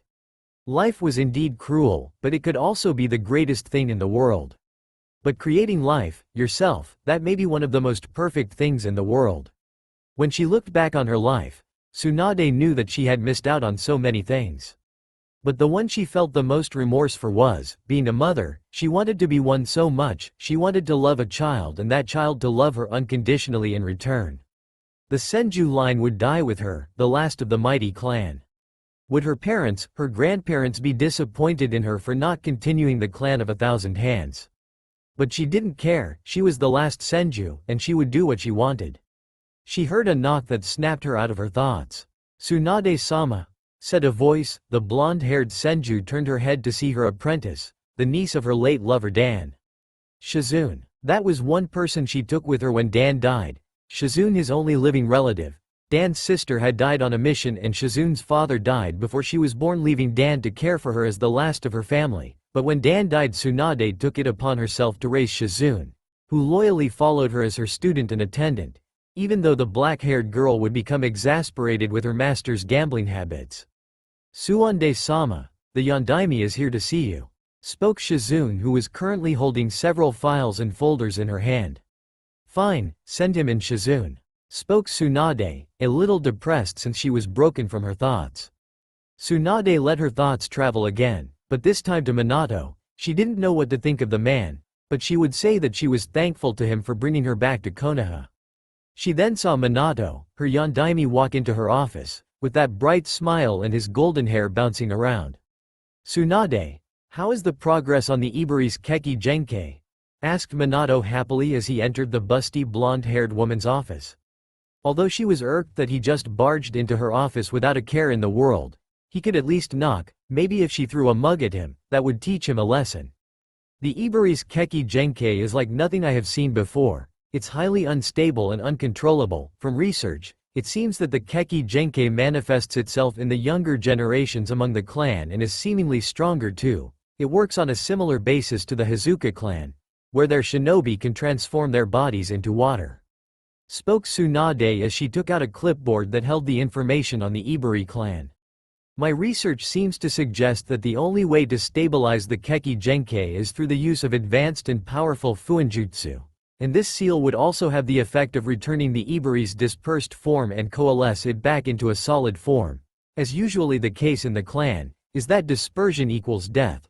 Although they wouldn't be the best opponents against wind users, this Fuinjutsu must work in a way that returns the dispersed chakra back into the solid body. Well, I can probably figure out a way, although I will have to utilize research of my own and with some help from Kushina," said Minato while rubbing his head nervously. "Kushina? Are you talking about that cute, fiery redhead that used to scream about becoming Hokage to the entire world?" questioned Tsunade as she raised her eyebrow at her Hokage. "The one and the same," spoke Minato with a forced smile and some sweat rolling down his neck. However, after years of being a kunoichi and having expertise in psychology, Tsunade could immediately tell that something was bothering the Hokage. Of course, it was like someone shoved a neon sign in her face. "What happened between you two? The last time I heard, you two were hitting it off," queried Tsunade as she took out a sake bottle from one of her drawers and 2 cups.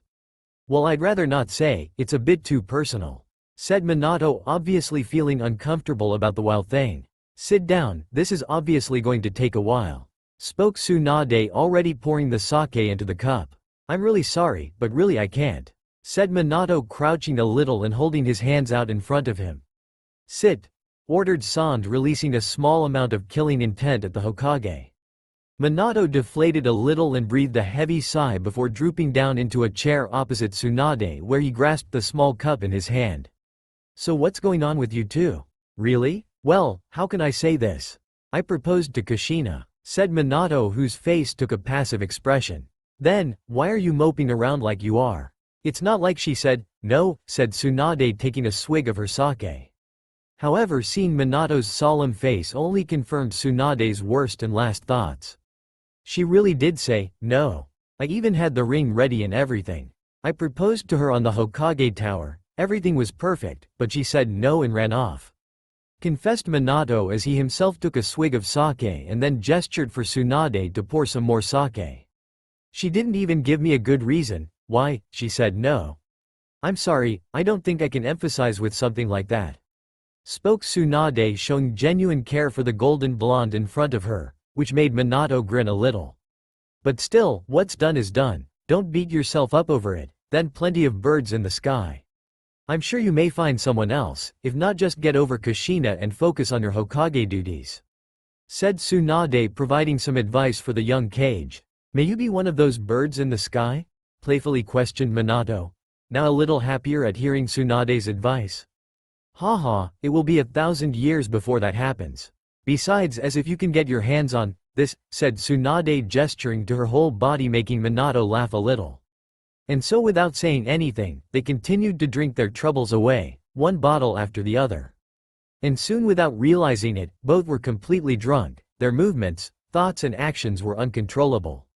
What was it you said, Tsunade? About getting my hands on you, spoke a slurred Minato as he took another swig of alcohol. I said something like that. Maybe you can try if you like, spoke Tsunade with a hint of allure in her voice and revealing some of her ample bosom to her fellow blonde. Primal instincts and the laws of nature coming over Minato, he swiftly pinned Tsunade to her desk and quickly stripped her of her clothes, and both began to experience the pleasures of their actions and their consequences. A few hours later, and for some unknown and yet magical reason, no one seemed to disturb them during their exercise. Light shone through the window of Tsunade's office, hitting her in the face, making her groan in complaint. She opened her eyes wearily and was blinded by the rays of the sun. She tried to sit herself up only for a massive headache to hit her, as if running into a brick wall.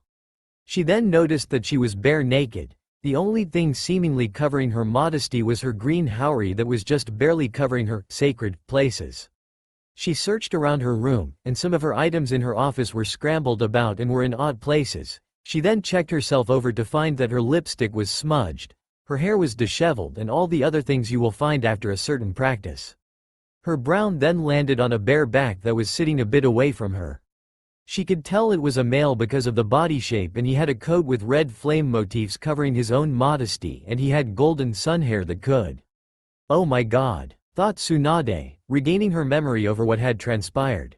There were questions thrown back and forth, drinking and lust. She should chide herself for being so foolish and unprofessional. It all came to her, like a wave crashing down upon her. She had just slept with the Yondaime Hokage.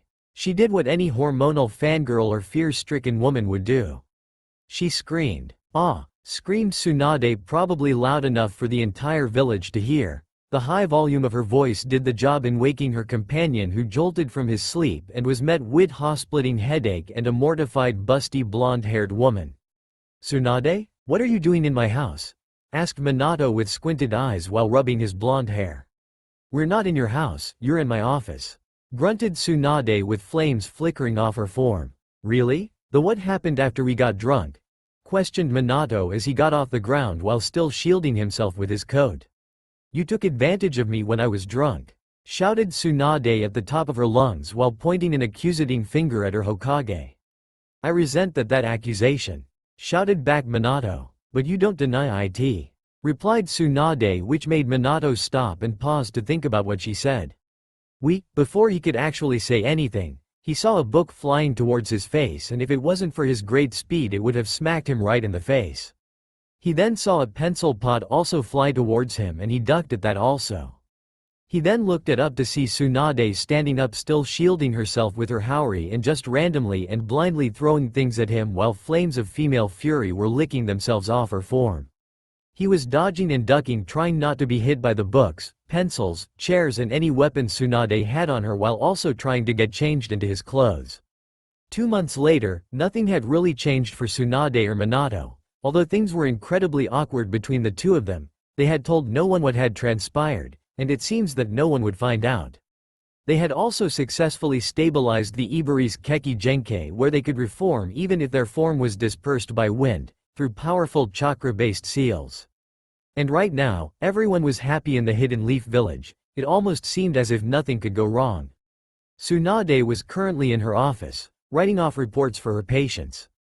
It had been 2 months since that incident, and even Tsunade knew that something was wrong. She had been getting dizzy, nauseous, sometimes she would nearly faint. She knew of one of two things she was experiencing, and she only hoped it wasn't what she thought it was, and if so, it would cause a huge scandal in the village, maybe some trouble outside of it also. She was about to sign another document before a wave of nausea washed over her. Quickly reacted, she only had a split second before she threw up in the bin, vomiting up the breakfast she ate that morning.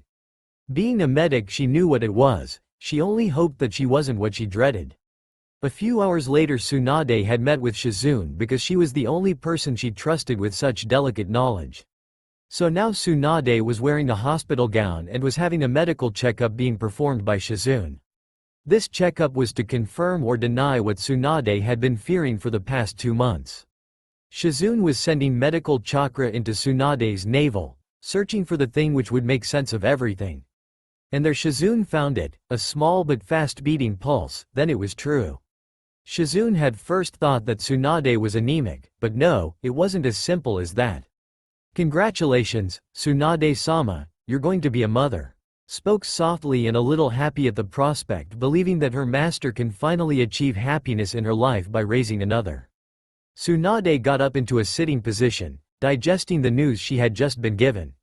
On one hand, she was unbelievably angry at Minato for knocking her up. She felt like she had to march over to the Hokage Tower and make the blonde-haired man into a human pretzel and would live the rest of his life eating through a tube. While on the other hand, she felt like she should break down and cry, not in sadness or regret but over sheer happiness. She finally got what she wanted the entire time, although she was slightly disappointed that the father of her child wasn't her late lover, Dan. But it changed very little as it was her child, a life she helped to create. She could be a mother, maybe she could finally be happy. But this also created a certain problem. Telling the father. Knowing Minato, he might just faint at the news. But right now, the feeling she was feeling most was most likely anger. So now she was stomping towards the Hokage Tower, intent on confronting the father of her child. Shizune was trying to calm Tsunade with Tsunade's pet pig Taunton also trying to comfort her master. However, it seems as if Tsunade was on autopilot. Many civilians who were in her way started clearing the area as the woman's footsteps were shaking the ground around everyone, making some seek shelter from the wrathful Senju survivor. One such individual being the Uchiha matriarch Makoto Uchiha, who only stared in surprise seeing Senju leader stomping away through the village. And you could clearly see the large belly she had, symbolizing that she was with child the same as Tsunade. However, Makoto's good sense got the better of her and decided to stay out of Tsunade's way. Minato was currently in his office speaking with Hiruzen, Kaharu and Homura and were discussing their recently successful missions with the village's new clans. Homura and Kaharu especially were happy since this only made the village stronger and it seemed like something that their shadowy friend of theirs would enjoy.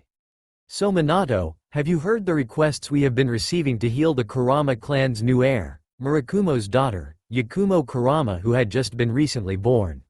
Yes, apparently the Kurama heiress, Yakumo, was born with a weak body that prohibits the bodily requirements of being a shinobi. However, there may be a way to fix that, if we have Tsunade to look into it. Spoke Minato, telling his advisors of his plans. That would be acceptable, given her medical mastery, said Homura, agreeing with Minato on the subject. Minato reached for his cup of water which was by his side, but when he was about to grasp it, the cup shook ever so slightly and it shook again, the water in the cup becoming disturbed. Then he felt a sharp sting in his back. It didn't hurt, but he knew that it was quite an ominous feeling and his body froze almost as if it was encased in ice. Hiruzen, seeing Minato pause, knew that something was coming, and that something was gunning for Minato specifically. They then felt the entire office shake. Things milling about the room were crashing to the floor and shaking spontaneously. All three higher-ups turned their heads to the closed doors of the Hokage office, and the shaking and the giant pulses only grew in size and strength. They could hear muffled talk from a high-pitched voice and some winking, but the voices had little to no effect on the miniature earthquakes shaking through the tower. And suddenly the pulsing stopped and nothing could be heard or felt through the office. But all that changed when the door to the Hokage office went flying off its hinges and straight over the heads of the people in the room, who were currently gaping like fish out of water at what was happening. However, Minato was sweating incredibly at the sight before his eyes. An amazingly irate Tsunade with glowing red eyes and black flames of the power known as female fury flickering off her, with what appeared to be a demonic face being made from the flames, whose eyes were currently boring into those of Minato, who he briefly mistook for death at the moment. Shizune and Taunton meanwhile were peeking on the side of the wall, only hoping that everyone would walk, mostly unscathed from this event. Regaining his pride and stoic Hokage demeanor, Minato knew that he would have to confront Tsunade, even if it might kill him. "Tsunade, can this wait? I'm currently meeting with my advisors," spoke Minato, ignoring everything around him and the numerous cracks and holes in the walls and corridors of his tower and the broken window along with his now missing door. I need to talk to you," said Tsunade, who was currently grinding her teeth, obviously trying not to do something that would cause an insurmountable amount of trouble. Okay, talk," said Minato and quietly gestured to his Anbu that protected him to stand down, so they probably wouldn't die or lose some limbs in the process. "In private," said Tsunade, crossing her arms under her bust. "I am sorry, Tsunade, but we are having a necessary meeting as to how the village will be adjusting to the new arrivals of the recent clans joining our village," spoke Hiruzen as he puffed on his pipe. "Well then, I guess I have to say it out loud. You knocked me up," said Tsunade bluntly to Minato, whose mind failed to compute what she just said, while Koharu and Homura's jaws dropped to the ground, utterly flabbergasted at what she just said. Hiruzen gave every ounce of his willpower not to burst out laughing at the faces of Homura and Koharu or fainting after hearing that his student was pregnant with his successor's child. However, Tsunade barely hid her anger at the expressions the three had, excluding Hiruzen. She didn't want to tell Koharu and Homura, but since they were having such an important meeting that they had to be there when she dropped the news. "But there must be a mistake, I mean, how could we?" said Minato, completely overcome by the news. I see," said Minato, who was looking down at the ground. Nobody could see his expression and his face was shadowed. "Yondaime?" questioned Koharu, who saw the state her leader was in. Are you going to abort it?" asked Minato with a hint of sincerity. But little did he know that his words were conveying the wrong feelings to what he had. "Abort it? You mean kill it before it even has a chance to live?" whispered Tsunade, and of course, being pregnant, it means she of course was susceptible to hormones and mood swings where even the smallest amount of words can turn an innocent butterfly at a raging hornet. Soon small amounts of tears began dripping off her cheeks. Just the mere thought of killing her baby just seemed to fill with nothing but misery. She had been carrying this small being inside of her for 2 months now, and she would admit it as if she was admitting the tragedies in her life, that she loved her unborn child more than anything in the world.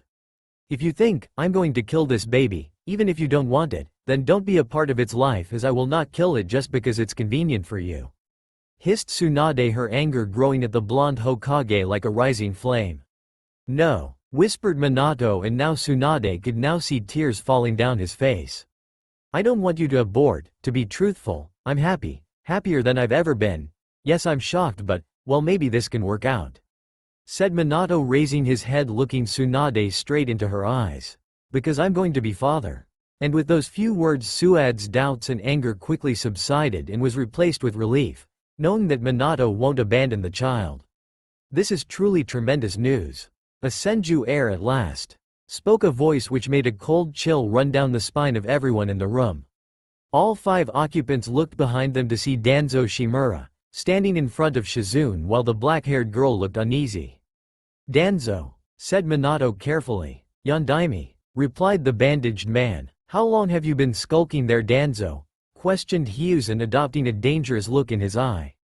"Just enough to understand the situation," responded the route commander. "I was on my way to the tower. While I was walking through the halls, I noticed that nearly all of them had large cracks and holes in it, and when I saw Tsunade's apprentice, it confirmed my beliefs," spoke Danzo more politely than what he was known for saying. "However, the news of such a thing, it's truly pleasing," spoke Danzo, obviously telling the truth to what he was spouting. "A child of the most powerful and feared clan in the world, whose father just happens to be the most powerful and feared man in the world, already confirms the child's talent and potential," said Danzo, talking about Minato and Tsunade's child as if it was a thing and not a person. "I don't see how such a thing would involve you, Danzo," said Homura, wondering on what Danzo's plans were, as the Senju clan's hopes and dreams now rest on this child, since he found unlikely that Minato and Tsunade would have any more children. "It already does, as I have had my root agent spread word throughout the village informing the people and shinobi that one of their 2 founding clans will continue to live. I think you can already hear the cries of joy from within this room," said Danzo, making Minato and Tsunade grit their teeth and rage to fuel their eyes, as that certain information was incredibly personal and scandalous. Hiruzen, hearing what Danzo had done, stood up from his chair and looked the black-haired man in the eye. "You had little right to do that, Danzo. How dare you leak such personal news, even before the parents were comfortable enough to share them?" berated Hiruzen at his old friend. "It is for the good of the village and the good of the people to know that the Shoden will have a living legacy. Spoke Danzo, trying to justify his reasons for leaking the information. I have to agree with Hiruzen on this matter. The villagers would have found out eventually, but this wasn't the right time for it. It may also cause an overwhelming amount of trouble for the other villages who might learn of this information. And add to the fact that Tsunade was uncomfortable even telling the father. I doubt she also wouldn't be comfortable having everyone in the village know that she is with child. Said Koharu, supporting the Senju leader and the Hokage. Also, this situation is delicate, it must be handled with tact, otherwise the wild thing may be blown out of proportion. And the last thing we need is to stress Tsunade while she is carrying an important package. Also, we could have just revealed that Tsunade is pregnant and withhold the information of the Yondaime being the father.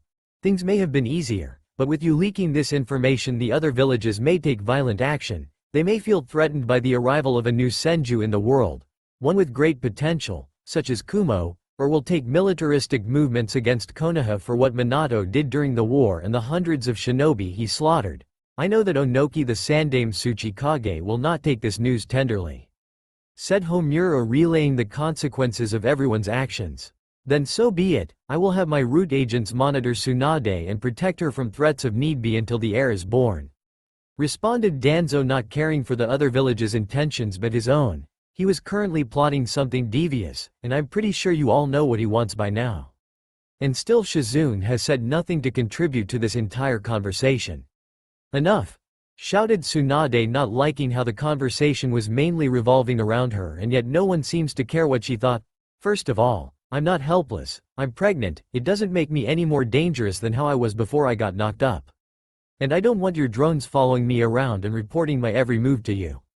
I agree with Tsunade, said Minato, as he didn't like the idea of Danzo's men spying on Tsunade 24/7.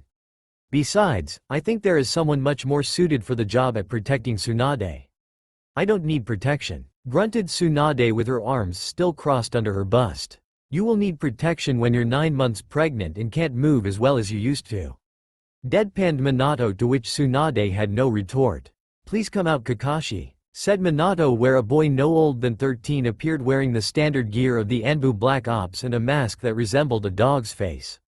I'm pretty sure you know of everything, correct? Queried Minato, where the young Anbu member nodded. Do you accept this mission? Asked Minato with a slightly stern gaze as he was assigning Kakashi to protect his unborn child, to which Kakashi nodded again, symbolizing his acceptance, and quickly disappeared from sight. He's a talkative one, commented Tsunade. Although she was a little irked that she was being watched as if she was a fragile doll, she was relieved that it was someone Minato trusted and not any of Danzo's men. Kakashi can be trusted, he's just going through a few troubling things, that's all. Assured Minato, easing some of Tsunade's doubts. Well, given all the excitement that's happened today, I think should head back to my compound. I'm getting really tired, not sure if it's from the pregnancy or something else. Said Tsunade, who was walking out of the room but not before casting a suspicious eye on Danzo. Tsunade bid goodbye to her sensei and left the Hokage tower with Shizune and her pet pig Tauntaun in tow. Now, all we need is to fix the damages to Hokage tower that Tsunade made. Said Hiruzen, casting a small grin which made everyone sigh at the broken glass and doors and holes in the walls that Tsunade created. That's all for now. If you enjoy, then please like, share and do comments.